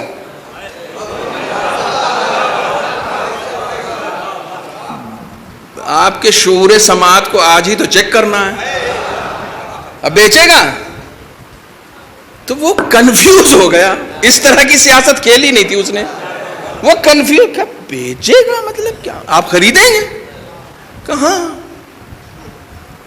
ارے میرے شعر کس کام کے؟ کہا جتنا سوال کیا اتنا جواب دو. بیچو گے کہ نہیں بیچو گے؟ تو اس نے کہا فرزند رسول پوچھ رہا ہے. اتنی تو معرفت تھی نا، یہ کوئی بات ہوا میں نہیں کرتا. پوچھ رہا ہے تو کچھ تو ریزن ہے. فوراً کہنے لگا ہاں بیچوں گا. کا دام بتا. جو آپ دے دی کا مال تیرا ہے. سوچئے گا، دور تک سوچئے گا، گھر تک سوچئے گا. مال تیرا ہے، تو بتا. سوچا کہ آج لگتا ہے جتنا مانگوں گا. علی کا شعر کہا ہے، علی کا بیٹا پوچھ رہا ہے. آج لگتا ہے جتنی ڈیمانڈ رکھوں گا وہ مل جائے گا. اس نے ایک بڑا ہیوی سا اماؤنٹ بتا دیا، یہ سوچ کے کہ تو ان کے پاس ہوگا ہی نہیں. اسے یہ نہیں معلوم اس کے گھر والوں کا پیٹ ان کی وجہ سے بھرتا ہے. کہا اتنا بتا دو کہ ان کے پاس ہو ہی نہ. تو جیسے اس نے کہا امام نے جھولے میں ہاتھ ڈالا، اشرفیوں کی تھیلیاں اٹھائیں، اٹھا کے کہا یہ لے. اور جیسے یہ دینے جا رہے تھے امام حسن، صحابیوں نے ارے مولا یہ کیا کر رہے، اتنا بڑا اماؤنٹ، یہ 4-5 شعر کے لیے. اب یہ اصحاب جو ہے نا، یہ والے اصحاب بہت پریشان کرتے تھے. کچھ چمچے ہر دور میں ایسے رہے جو دیکھ سے زیادہ گرم رہے.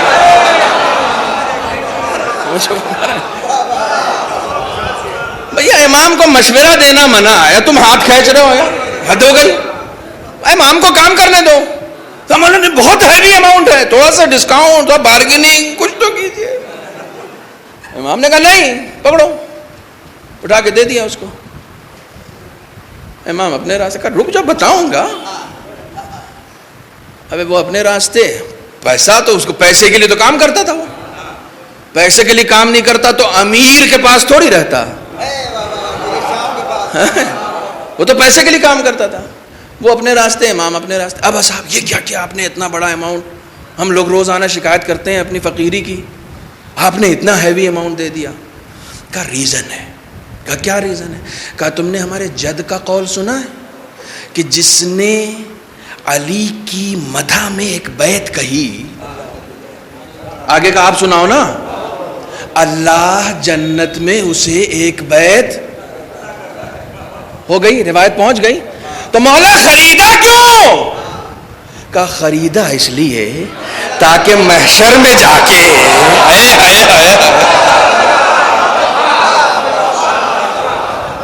خریدا اس لیے کہ محشر میں جا کے کہیں رسول سے نہ کہے کہ میں نے بھی علی کی مدح کی تھی، کہا بیعت اسے ملے گی جس نے کاروبار نہ کیا ہو۔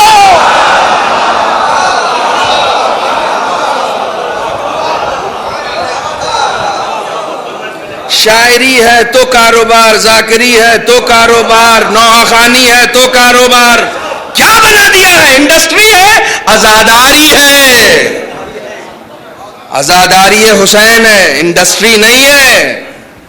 کمال ہے۔ اور ایسے لوگ اپنا رزق کم کرتے ہیں، کم کرتے ہیں۔ امام حسین کو دینا کچھ تھا، انہوں نے خود مانگ لیا۔ کم کرتے ہیں، انہیں شعور نہیں ہے۔ چلو میں تو ہر مجلس میں کچھ نہ کچھ ایگریمنٹ کراتا ہی ہوں، آج بھی ایک ایگریمنٹ کرا دوں۔ امام حسین کی زری پہ ہاتھ رکھو، حضرت عباس کے علم پہ ہاتھ رکھو، ہاتھ رکھ کے آج ہی یہ طے کرو کہ کسی طے کرنے والے کو طے نہیں کرو گے۔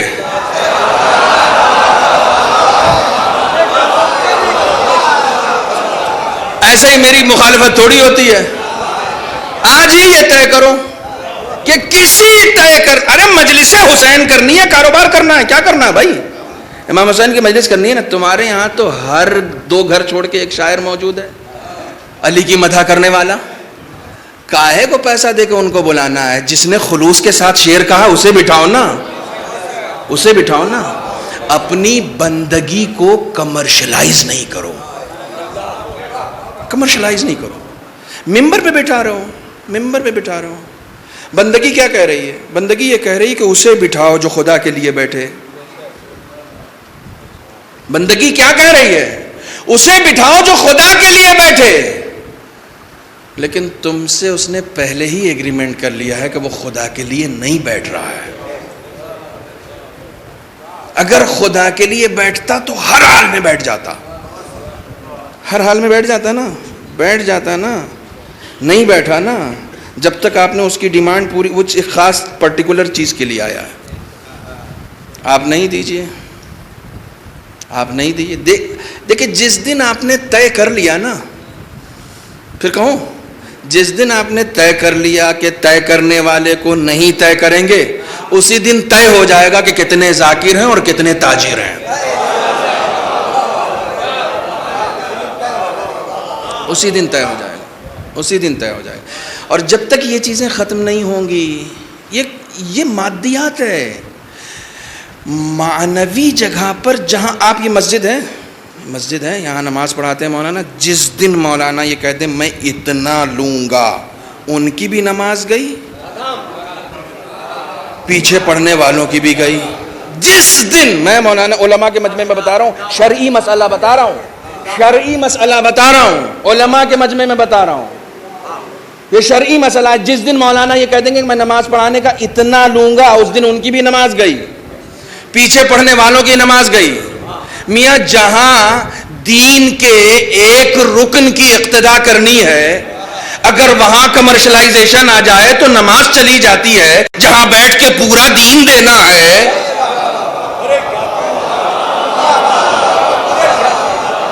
جہاں ایک عبادت ہے، وہاں اگر تجارت آ جائے تو عبادت غارت ہو جاتی ہے۔ تو جہاں پورا دین دیا جا رہا ہے، وہاں پر کمرشلائزیشن آ جانے سے دین کیوں نہیں برباد ہوتا ہے؟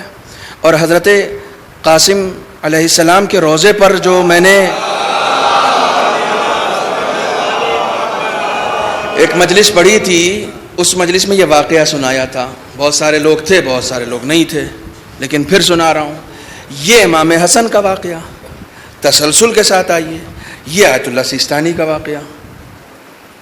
مجھ سے ایک صاحب نے جو ممبئی میں ہیں، قافلہ لے جاتے ہیں، راستہ کھلے گا تو پھر لے جائیں گے، خواجہ ہیں۔ میں مغل مسجد میں عشرہ پڑھنے کے لیے گیا ہوا تھا، 40 کا، اور وہ پورا تقریباً 20 دن کا میرا سفر تھا مہاراشٹر کا۔ وہ مجھ سے روزانہ ملنے کے لیے آتے تھے، خواجہ ہیں، قافلہ لے جاتے ہیں، اور زمانے سے لے جاتے ہیں، اتنے زمانے سے لے جاتے ہیں کہ آج وہ عربی بھی سمجھنے لگے ہیں اچھی خاصی، اور فارسی بھی سمجھنے لگے ہیں۔ ٹھیک ہے. وہ میرے پاس آئے اور انہوں نے بتایا کہ مولانا سیستانی صاحب کے یہاں بیٹھے ہوئے تھے تو ایک نام نہاد ذاکر، انہوں نے نام بتایا، میں نام نہیں بتاؤں گا، چکر میں مت رہی، اتنا گھور گھور کے مت دیکھیے. انہوں نے مجھے نام بتایا تھا، میں نام نہیں بتاؤں گا. وہ سیستانی صاحب کے پاس بیٹھے ہوئے تھے اور سیستانی صاحب ان سے پوچھ رہے تھے کیا تعلیمات ہیں، کیا خدمات ہیں، کیا یہ ہے وہ ہے. کہنے کہ باتوں باتوں میں سیستانی صاحب نے پوچھا کہ ذریعہ معاش کیا ہے آپ کا. اب کیا بتائیں، ہو تب تو میں ڈنکے کی چوٹ پہ اس لیے کہتا ہوں کہ الحمدللہ میرا کاروبار ہے. پہلے نوکری کرتا تھا، اب کاروبار کرتا ہوں. مگر برکت یہیں سے ہے، برکت ساری امام حسین کے تبرک میں ہے، برکت ساری اس گھرانے سے ملے ہوئے صدقے میں ہے. ٹھیک ہے، ملے ہوئے، مانگے ہوئے نہیں. مانگا تو ہم نے ازل سے انہی سے ہے، ان سے مانگا ہے، کسی اور سے نہیں مانگا. توجہ فرمائیں. تو پہلے تو یہ ذرا سا کوشش کی انہوں نے ٹال دیں. تو سیستانی صاحب نے پوچھا پھر کیا ذریعہ معاش آپ کا؟ بس میں تو ذاکر ہوں اور یہی ہمارا ہے، یہی سورس آف انکم ہے. تو کہنے کے 2 بار انہوں نے اور پوچھا کہ کیا آپ کی آمدنی کا ذریعہ صرف ذکر حسین ہے؟ کہا جی صرف ذکر حسین. تو کہا کہ کم بھی پڑ جاتا ہوگا، یہ ساری چیزیں ہوتی ہوں گی؟ کہا نہیں الحمدللہ بس یہی ایک ذریعہ ہے اور کوئی ذریعہ نہیں. جب سیستانی صاحب نے کنفرم کر لیا کہ انہوں نے اسی چیز کو ذریعہ معاش بنا رکھا ہے، توجہ فرمانے، بنا رکھا ہے، اسی چیز کو ذریعہ معاش بنا رکھا ہے، تو مجھ سے کہتا ہے کہ مولانا اس کے بعد انہوں نے اپنے وکیل سے کہا کہ ان سے کہیے جائیں، بس ملاقات کا ٹائم ختم ہو گیا. اس کے بعد کوئی بات نہیں کی. پھر وکیل نے ان سے کہا کہ چلیے اب چلا جائے، خدا حافظ، ملاقات. بات ختم ہو گئی. میں نے ایک جملہ کہا تھا کہ جب ذکر حسین کو تجارت بنانے والے کو امام کا نائب نہیں برداشت کرتا تو امام کہاں سے برداشت کرے گا؟ امام کہاں سے؟ خدا کے لیے ماحول بدلیں، خدا کے لیے ماحول بدلیں. آپ سب سے سوال ہوگا. آپ سوچ رہے ہیں آپ سے نہیں ہوگا، آپ نے بڑھاوا دیا ہے، آپ سے ہوگا. اب اس میں کیا ہوا؟ اس میں پریشانیاں کیا ہوئیں؟ اس میں بہت ساری پریشانیاں ہوئیں. جب لوگوں نے دیکھا کہ نہیں یہ تو ایک اچھا خاصا ذریعہ معاش ہے، تو پھر جتنی ترکیبیں ہو سکتی ہیں اس ذریعہ معاش کو اپنا حصہ بنانے کی، وہ ساری اپنائی گئیں. پڑھے لکھے علماء ہماری قوم کے آ کے نماز پڑھا رہے ہیں اور ادھار میں مانگے ہوئے امامے، بازار سے خریدے ہوئے کپڑے، ممبروں پر بیٹھ کر دین سمجھا رہے ہیں اور ہم ان سے دین لینا چاہ رہے ہیں. جس کے پاس خود دین نہیں ہے وہ ہمیں دین دے گا؟ بٹھانے سے پہلے تھوڑا سا غور کریں. جب بٹھانے سے پہلے تھوڑا غور کریں گے تو پھر بعد میں غور کرنے کی ضرورت نہیں پڑے گی. ایک صلوات پڑھیں محمد و آل محمد.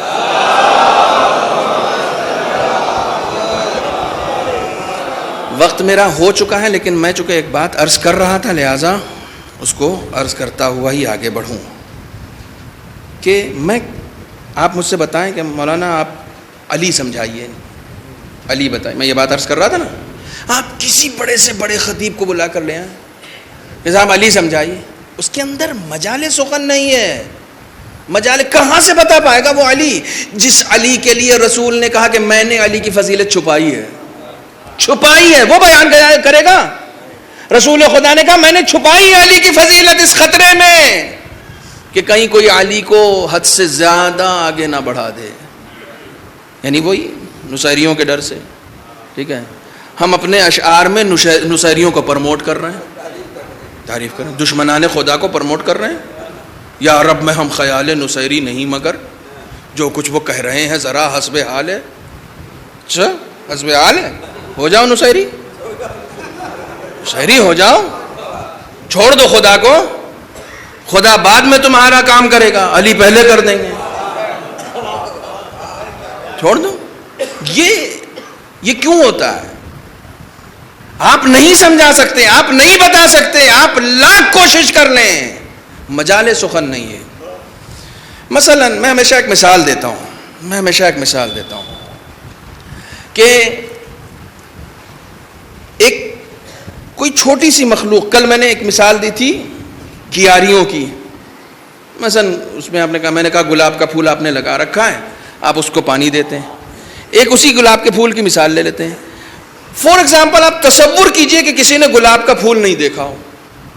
ایک ایسا آدمی تصور کیجئے کہ جس نے گلاب کا پھول, الحمدللہ یہاں سب نے دیکھ رکھا ہے, اس لیے آپ محسوس کریں گے, اسی لیے میں نے اس کی مثال بھی دی ہے کہ سب نے دیکھ رکھا ہے.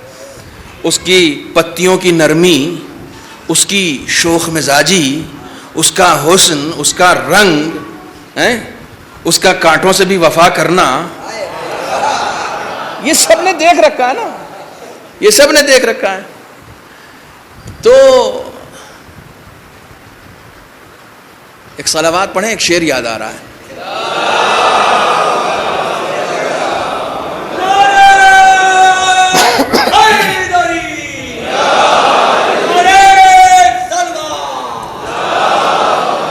یہ شعر بھی والد صاحب کا اور غزل کا شعر ہے. کہتے ہیں نشان شفقت فطری ہے پاس ہمسایا. نشان شفقت فطری ہے پاس ہمسایا, کہ خار بھی تو گلوں سے دغا نہیں کرتے, کہ خار بھی تو گلوں سے دغا نہیں کرتے. یہ شفقت فطری ہے. آپس میں بھی مزاج نہیں مل رہا ہے, ایک خوشبو دیتا ہے دوسرا چبھتا ہے, پھر بھی آپس میں وفاداری ہے, پھر بھی آپس میں رواداری ہے, ساتھ رہتے ہیں. تو کبھی جس کا مزاج آپ سے الگ ہو اس کے ساتھ بھی رہنا بندگی کہلاتا ہے. توجہ فرمانے. گلاب کا پھول آپ تصور کر لیں, گلاب کا پھول کہ کسی نے نہیں دیکھا ہو. اب اظہر صاحب نے کہا کہ میں تمہیں بتاؤں گا گلاب کا پھول کیا ہوتا ہے. گلاب کا پھول وہ ہوتا ہے کہ جس میں رنگ قدرت نے اپنے ہاتھوں سے بھرا ہے. تو اس کے تو پہلے سمجھ میں نہیں آئے گا, تو کہے گا اچھا اللہ میاں کے ہاتھ بھی ہیں کیا. اب وہ ظاہر سی بات ہے کہ وہ آدمی سمجھائیں گے کہ رنگ ایسا ہے کہ صاحب تم نے کبھی دیکھا نہیں ہوگا, اور اس کی نرمی اور لطافت اور خوشبو اور وہ ساری, جتنا بھی آپ حسن سمجھاتے رہیں, سمجھ میں آ جائے گا گلاب کا پھول, آ جائے گا. جو دیکھنے میں مزہ ہے نہیں, جو اوریجنل میں ہے وہ لفظوں میں آ جائے گا, آ جائے, نہیں آ سکتا. گلاب کا پھول نہیں آ سکتا, علی آ جائیں گے. گلاب کا پھول نہیں آ سکتا, علی آ جائیں گے, سمجھ میں نہیں آئیں گے نا. اچھا ایک دن جس کو بیچارے اظہر صاحب 1 سال سے سمجھا رہے تھے نا کہ گلاب کا پھول ایسا ہوتا ہے اور ایسا ہوتا ہے اور ایسا ہوتا, ایک دن اتفاق سے انہی کے گھر پہنچ گیا وہ, اور ان کے سینٹر ٹیبل پہ نقلی گلاب کے پھول کا گلدستہ رکھا تھا, اصلی نہیں. کاپی کرنے والے نے ویسا بنانے کی کوشش کی تھی, رنگ ویسا ہی تھا, ڈیزائن ویسی ہی تھی, انداز ویسا ہی تھا. اب چونکہ نقلی تھا تو وہ خوشبو نہیں تھی, ٹھیک ہے, چونکہ نقلی تھا. تو اظہر صاحب کو بڑا اچھا موقع مل گیا. انہوں نے کہا میاں دیکھو میں تم کو پچھلے 1 سال سے گلاب کا پھول سمجھا رہا ہوں نا, کیسا ہوتا ہے, یہ دیکھو ایسا ہوتا ہے. تو اس نے دیکھا کہ ایسا ہوتا ہے. اب وہ چھونے کے لیے قریب آیا, سونگھنے کے لیے قریب آیا, نہیں وہیں سے دیکھو, وہیں سے دیکھو, چھونے میں وہ لطافت نہیں ہوگی.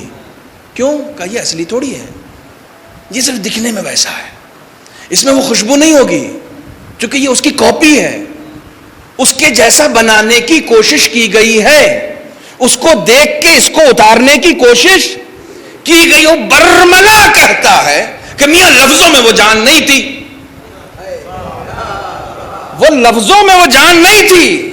یہ چاہے لاکھ نقلی ہو, میں تو حیران ہوں جب نقلی ایسا ہے تو اصلی کیسا ہوگا. علی کو زبان سے بتانے کی کوشش نہ کرو, کردار میں ڈھالو. لوگ کہ چاہنے والے ایسے ہیں تو امام کیسا ہوگا.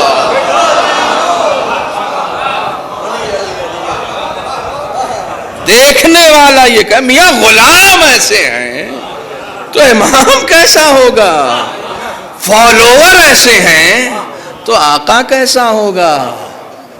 کردار نقلی بن جاؤ نا. علی کیوں آئے اس دنیا میں, اہل بیت کیوں آئے اس دنیا میں, میرے استاد ابھی حیات ہیں، رہبر کے گھر میں بھی عشرہ پڑھتے ہیں. اکثر آپ نے دیکھا ہوگا استاد مسعود علی کہتے ہیں اہل بیت کے دنیا بھر کے کرم میں ایک کرم یہ بھی ہے کہ انہوں نے انسانی پیکر میں اس دنیا میں آنے پر اپنی رضامندی کا اظہار کر دیا. پتہ نہیں یہ فضیلت کس کس کے سمجھ میں آئے گی، پتہ نہیں یہ فضیلت کس کس کے سمجھ میں آئے گی. انسانی پیکر میں اس دنیا میں آنے کے لیے خدا کے سامنے اپنی رضامندی کا اظہار کر دیا کہ ہم جانے کے لیے تیار ہیں.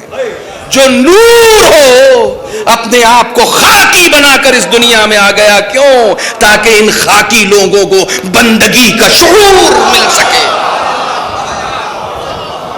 وہ نہ ہوتے تو ہمیں نمازیں پڑھنا نہ آتی، وہ نہ ہوتے تو ہمیں کردگار سے گفتگو کا سلیقہ نہ آتا، وہ نہ ہوتے تو زندگی اور بندگی کا شعور نہیں ملتا. انہوں نے آ کے بتایا، کہا دیکھو ہم بتائیں گے. وہ آئے، آ کر انہوں نے بتایا. مصیبتیں ان کے لیے بھی ہیں، بلائیں ان کے لیے بھی ہیں، لیکن کیسی؟ سب کی بلائیں الگ الگ ہیں. ہماری بلائیں ہمیں آزمانے کے لیے ہیں، ان کی بلائیں ان کے درجات کی بلندی کے لیے. 3 قسمیں ہیں بلاؤں کی. حدیث ہے رسول اکرم صلی اللہ علیہ وآلہ وسلم، البلاء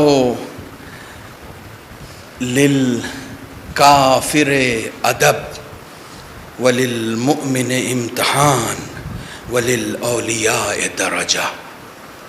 بلا کافروں کے لیے تادیب کرنے کے لیے آتا ہے، لیکن مومنوں کے لیے امتحان ہے، اور اولیاء کے لیے درجات کی بلندی ہے. ان سے کیسا امتحان؟ خدا انہیں امتحان میں مبتلا نہیں کرتا، ان سے کوئی امتحان نہیں لیتا، ان کے تو صرف درجات بلند ہوتے ہیں، اور وہ ان بلاؤں پر خوش ہوتے ہیں، ان بلاؤں پر شکر ادا کرتے ہیں. اگر شکر ادا نہ کرتے تو تاریخ کربلا ہمیں یہ نہ بتاتی کہ 6 مہینے کے بچے کو سپرد خاک کرنے کے بعد بھی حسین نے سجدہ شکر ادا کیا ہے. آخری سجدہ شکر کا ہوا ہے، صرف بندگی میں، صرف بندگی میں، صرف کس معراج پر ہے بندگی، کس معراج پر ہے. بہرحال حق تو یہی ہے کہ بنی ہاشم کے بچوں کا ذکر کیا جائے. میں خاص طور پر بچوں اور نوجوانوں کا ذکر کرنا چاہتا ہوں تاریخ کربلا کے حوالے سے بھی. لیکن چونکہ میں نے پڑھا ہے علماء کی تاریخ میں، علامہ مجلسی کے حوالے سے یہ بیان کیا گیا کہ عام طور سے ہمارے ہاں علماء میں آج بھی یہ دستور ہے کہ جب جب ذکر کرتے ہیں، درس دیتے ہیں، تو درس کے فوراً بعد 1-2-4 جملے مصائب کے ضرور پڑھتے ہیں. کسی مرجع تقلید سے پوچھا گیا تھا کہ آپ لوگ کلاس کے بعد یہ مصائب کیوں پڑھتے ہیں؟ کہا تاکہ جتنے بھی مطالب بیان کیے گئے ہیں وہ کردار کا اور ذات کا حصہ بن جائیں. امام حسین پر گریے کا اثر یہ، گریے کا اثر یہ. ہمارے یہاں مجلسوں کے بعد جو ہے وہ مصیبتیں بیان ہی اس لیے ہوتی ہیں تاکہ جو کچھ ابھی آپ نے سنا ہے وہ سب ذات کا حصہ بن جائے. امام حسین نے بندگی کے لیے ساری قربانیاں پیش کی. علامہ مجلسی بھی بیان کرتے تھے. علامہ مجلسی کے حالات میں لکھا ہے کہ ایک دن درس کے بعد جب مصائب بیان کرنا چاہ رہے تھے تو کوئی خاتون اندر آئیں اور انہوں نے کہا کہ مجلسی، مجھ سے ایک بی بی نے کہا ہے کہ مجلسی سے کہنا کہ حسین کی رخصت پڑھے. بہت سخت ہے، بہت سخت ہے. یہ متعدد مقامات پر آیا ہے. بی بی زہرا کے حوالے سے متعدد مقامات پر آیا ہے کہ امام حسین کی رخصت ان کے لیے بہت سخت ہے. اچھا، جب صرف رخصت کی لفظ سنی جاتی ہے تو ظاہر سی بات ہے کہ ایک رخصت مدینے سے بھی ہے، ایک رخصت جو ہے وہ امام حسین کی مکے سے بھی ہے، ایک رخصت امام حسین کی اہل حرم سے بھی ہے جب قتل گاہ کے لیے گئے. کئی رخصتیاں ہیں. 1-2 گوشے عرض کرتا ہوں صرف تاکہ آنکھوں میں آنسو آ جائیں. خدا ہماری یہ سعی کو قبول کر لے، آپ کی شرکت کو قبول کر لے، اور ان آنسوؤں کے صدقے میں ہمارے گناہ دھل جائیں انشاءاللہ۔ ایک رخصت امام حسین کی مدینے سے ہے۔ رسول خدا کے ایک صحابی ہیں، ان کا بھی نام، وہ جناب ابو ذر غفاری کے خاندان سے ہیں، انہی کے قبیلے سے ہیں، عروہ نام ہے ان کا۔ کہتے ہیں کہ وہ جو ہیں وہ بہت ہی گراں گوش ہو چکے تھے، بہت اونچا سنتے تھے، اتنا اونچا سنتے تھے کہ کیسی بھی آواز کہیں سے بھی آ جائے کچھ نہیں، بادل گرج رہے ہیں اور بجلی چمک رہی ہے، ان کو کچھ آواز ہی نہیں آتی تھی۔ ایک دن اچانک رات میں اٹھ کر چیخ چیخ کے رونے لگے، تو بیوی نے پوچھا کیوں رو رہے ہیں؟ کہا پتہ نہیں، شام سے میرے کان میں کچھ بیویوں کے رونے کی آواز ہے۔ تو بیوی کو تو معلوم تھا کہ آواز تو آ رہی ہے، لیکن بیوی نے بڑی حیرانی سے پوچھا کہ تمہیں کیسے سنائی دے رہا ہے؟ تمہیں تو کچھ نہیں سنائی دیتا۔ کہا میں خود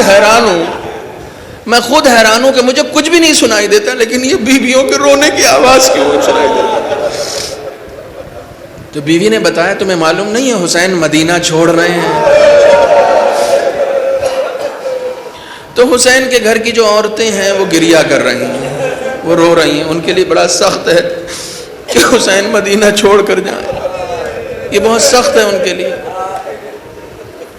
یہ ان کے لیے بہت سخت ہے، بہت سخت ہے امام حسین کے لیے مدینہ چھوڑنا، بہت سخت ہے۔ امام زمانہ نے جو زیارت ناہیہ ہے اس میں ایک جملہ ارشاد فرمایا ہے، دیکھیے امام زمانہ کی زیارت ناہیہ کو ترجمے کے ساتھ پڑھ لیجئے، مصائب ہیں، مصائب ہے۔ کبھی امام حسین پر رونے کا دل چاہے نا تو بس امام زمانہ کی زیارت ناہیہ نکالیے، اس کے ترجمے پڑھیے اور روئیے، امام حسین پر گریہ کیجیے، آنسو نکل آئیں تو دعا کیجیے اپنے حق میں، اپنے بزرگوں کے حق میں۔ امام زمانہ نے اس منظر کشی کو اس زیارت میں کچھ اس طریقے سے بیان کیا کہ سلام ہو ان پر جن سے بالجبر وطن چھڑوایا گیا۔ کوئی خوشی سے وطن نہیں چھوڑتا ہے، کوئی خوشی سے وطن نہیں چھوڑتا، بالجبر وطن چھڑوایا گیا۔ رسول خدا کی قبر سے رخصت ہوئے، امام حسن کی قبر سے رخصت ہوئے، رسول خدا کی قبر پر لیٹ کر سو بھی گئے تھے۔ خواب میں رسول نے حکم بھی دیا کہ جاؤ تمہارے سفر کا وقت آ چکا ہے۔ امام حسن کی قبر سے رخصت ہوئے، لیکن تاریخ نے ایک منظر لکھا ہے ایسے موقع پر کہ یہ شہزادہ دونوں قبروں پر گیا، رسول کی قبر پر، امام حسن کی قبر پر، بڑی متانت کے ساتھ چل رہے تھے، بڑی متانت کے ساتھ، آرام آرام سے۔ لیکن جب ان دونوں قبروں سے اٹھ کے ماں کی قبر پر گئے ہیں تو کہا ایسے دوڑ کر گئے ہیں جیسے کوئی بچہ ماں کی گود، ایسے دوڑ کر گئے ہیں جیسے کوئی بچہ اپنی ماں کی گود میں جاتا، جا کے خود کو قبر پہ گرا دیا، اور گرانے کے بعد السلام علیکی یا اماں، اے اماں جان آپ پر حسین کا سلام ہو۔ آپ کیا سوچتے ہیں کہ امام حسین بی بی کو سلام کریں اور جواب نہ آئے؟ ممکن ہے؟ نہ، امکان نہیں ہے اس بات کا۔ ارے حسین ذرا سا مرنے کے بعد روٹ گئے تھے تو بندے کفن ٹوٹ گئے تھے، اس وقت بی بی نے کلیجے سے حسین کو لگایا تھا، اب تو حسین مدینہ چھوڑنے کے لیے آ گیا۔ ماں نے کہا بیٹا میں تیرے ساتھ ساتھ ہوں، بیٹے کو سلام کا جواب دیا اور ساتھ ساتھ آئی بھی۔ بس میں ایک منظر نقل کرنا چاہ رہا ہوں، رخصتی کے مصائب بہت طولانی ہیں، موقع ملا تو باقی کل عرض کروں گا، بہت طولانی مصائب، صرف ایک مصائب نقل کرنا چاہ رہا ہوں۔ جب رخصت ہونے کا وقت آ گیا مدینے سے تو آپ کو معلوم ہے کہ علی اصغر پیدا ہوئے تھے اسی وقت، بہت چھوٹے سے تھے۔ بچوں میں، لڑکوں میں اصغر اور لڑکیوں میں صغرا، یہ دونوں ایک ہی روٹ ورڈ سے ہیں۔ وہ بچی تھی، چھوٹی تھی، نام سب کا فاطمہ تھا، امام حسین کی ساری بیٹیوں کا نام فاطمہ، سارے بچوں کا نام علی، سارے بچوں کا نام علی۔ تو جب رخصت ہو گئے، بیٹھ گئے عماریوں پر، تب ایک بیمار بیٹی کو چھوڑ کر جا رہے تھے، تو کسی کے ذریعے سے اس بیمار بیٹی نے پیغام کہلوایا کہ تھوڑی دیر کے لیے میرے بابا کو بلا دو۔ امام حسین آنے کے بعد کہا بیٹا آپ نے رخصت کر دیا تھا۔ تو آپ کو معلوم ہے یہ لڑکیاں ہیں نا، لڑکیوں کے جذبات اس بات کو سمجھ سکتے ہیں۔ ایک مرتبہ جب امام حسین اتر کر آنے کے بعد صغرا سے کہا بیٹا آپ نے رخصت کر دیا تھا، پھر کیوں بلایا؟ تو صغرا کہتی ہیں بابا آخری بار علی اصغر کو دیکھنے کا جی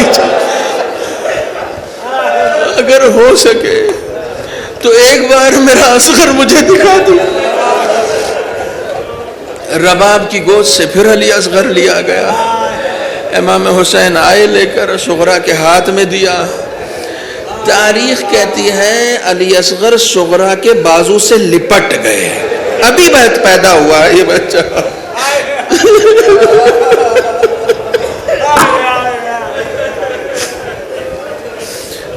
ابھی یہ بچہ پیدا ہوا ہے، بازو سے لپٹ گئے۔ اب اس کے بعد جب امام حسین بلانا چاہتے ہیں تو آتے نہیں، جناب زینب آ گئی، جناب رباب آ گئی، سب نے چھڑانے کی کوشش کی، مگر یہ بھائی اپنی بہن کے بازوؤں سے لپٹ گیا، جیسے یا تو ان کے ساتھ رہنا چاہ رہا ہو یا انہیں ساتھ لے کر جانا چاہ رہا ہو۔ جب جناب زینب، جناب رباب، جناب ام کلثوم سب نے ہٹانے کی کوشش کی اور نہیں ہٹے نا، تو تاریخ کہتی ہے اسی وقت یہیں سے آغاز ہوا ہے۔ اس وقت امام حسین نے علی اصغر کے کان میں کچھ کہہ دیا، بس کان میں کچھ کہنا تھا کہ علی اصغر وہ مکے آ گئے۔ پتہ نہیں شاید بچپنے سے حسین نے کہہ دیا علی اصغر تمہارا بھی نام محضر شہادت۔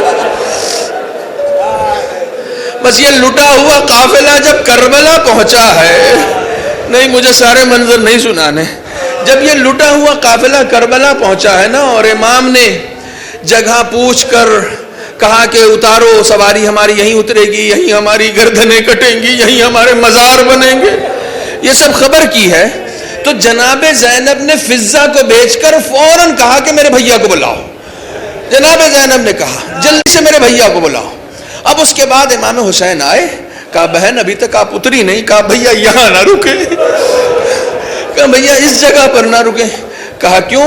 کہا جیسے ہی آپ اترے ہیں ویسے ہی ایک خاک اڑی ہے اور میرے مشام تک آئی ہے، اس خاک سے خون کی خوشبو آ رہی ہے۔ امام حسین نے کہا کہ ہاں بہن زینب ہمارے بچے یہیں قتل ہوں گے، ہمارے مزار یہیں بنائے جائیں گے۔ نہیں بس آخری فقرہ میں نے جو کہا تھا نا کہ ماں ساتھ میں آئی ہے، خیمے لگا دیے گئے، بیبیاں اپنے خیمے میں چلی گئیں، حسین اپنے خیمے میں، شہزادے اپنے خیمے میں، پھر زینب نے حسین کو بلوایا۔ زینب نے کہا بھیا میرا جی گھبرا رہا ہے۔ حسین نے کہا اب کیا ہوا؟ کہا جب سے آئے ہیں تب سے کسی بیوی کا رونے۔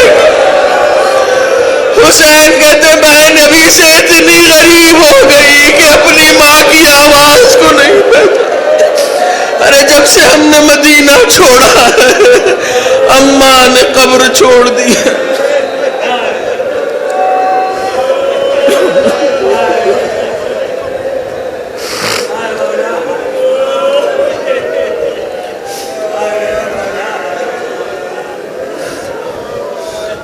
بسم اللہ الرحمن الرحیم اللہم کل ولیک الحجت ابن الحسن صلواتک علیہ وعلی آبائہ فی هذه الساعة وفی کل ساعة ولیا وحافظا وقائدا وناصرا ودلیلا وعینا حتی تسکن ورضک توعا وتمتعا فیہا طویلا۔ بارے خدایا بحق محمد و آل محمد ہماری اس مختصر سی عبادت کو قبول فرما۔ پالنے والے جتنے افراد اس مجلس میں شریک ہوئے ہیں، خواتین حضرات، ہماری مائیں بہنیں بھائی بزرگان جو بھی اس مجلس میں شریک ہوئے ہیں، پالنے والے ہمارے بزرگوں کی مغفرت فرما، جو اس دنیا سے گزر چکے ہیں ان کو جوار معصومین میں جگہ عنایت فرما۔ معبود بحق محمد و آل محمد ہماری توفیقات خیر میں اضافہ فرما۔ معبود ہماری زندگی کا جتنا حصہ گزر چکا اس حصے میں جانے انجانے میں جتنے بھی گناہ نے کبیرہ اور صغیرہ ہم سے سرزد ہوئے ہمارے تمام گناہوں کو معاف فرما۔ معبود بحق محمد و آل محمد تمام مقامات مقدسہ کی حفاظت فرما، ہم سب کو حج و زیارات سے مشرف فرما۔ معبود اس کرونا کی وبا کو اس پوری دنیا سے نیست و نابود فرما۔ باراللہ بحق محمد و آل محمد جہاں جہاں مریض ہوں بحق بیمار کربلا انہیں شفاء کاملہ عطا فرما۔ معبود جو مقروضین ہیں ان کے قرض کو ادا فرما، بے روزگار ہیں انہیں صاحب روزگار بنا، جو بے اولاد ہیں انہیں صاحب اولاد بنا، جو صاحبان اولاد ہیں ان کی اولاد کو نیک اور صالح بنا۔ معبود بحق محمد و آل محمد منتقم خون حسینی سلطان ضماں حضرت امام عصر کے ظہور میں تعجیل فرما، ہمیں ان کے اعوان و انصار میں شمار فرما۔ ربنا تقبل منا انک انت السمیع العلیم۔ آپ حضرات سے گزارش ہے ایک مرتبہ سورہ حمد اور 3 مرتبہ سورہ اخلاص کی۔ سردار حسین مرحوم، جرار حسین مرحوم، سکینہ بانو مرحومہ، شاہ جہاں مرحومہ، حاجی محمد مسلم مرحوم، مقیمہ بانو مرحومہ، انعام حسین مرحوم اور تبسم زہرا مرحومہ اور جملہ مومنین و مومنات۔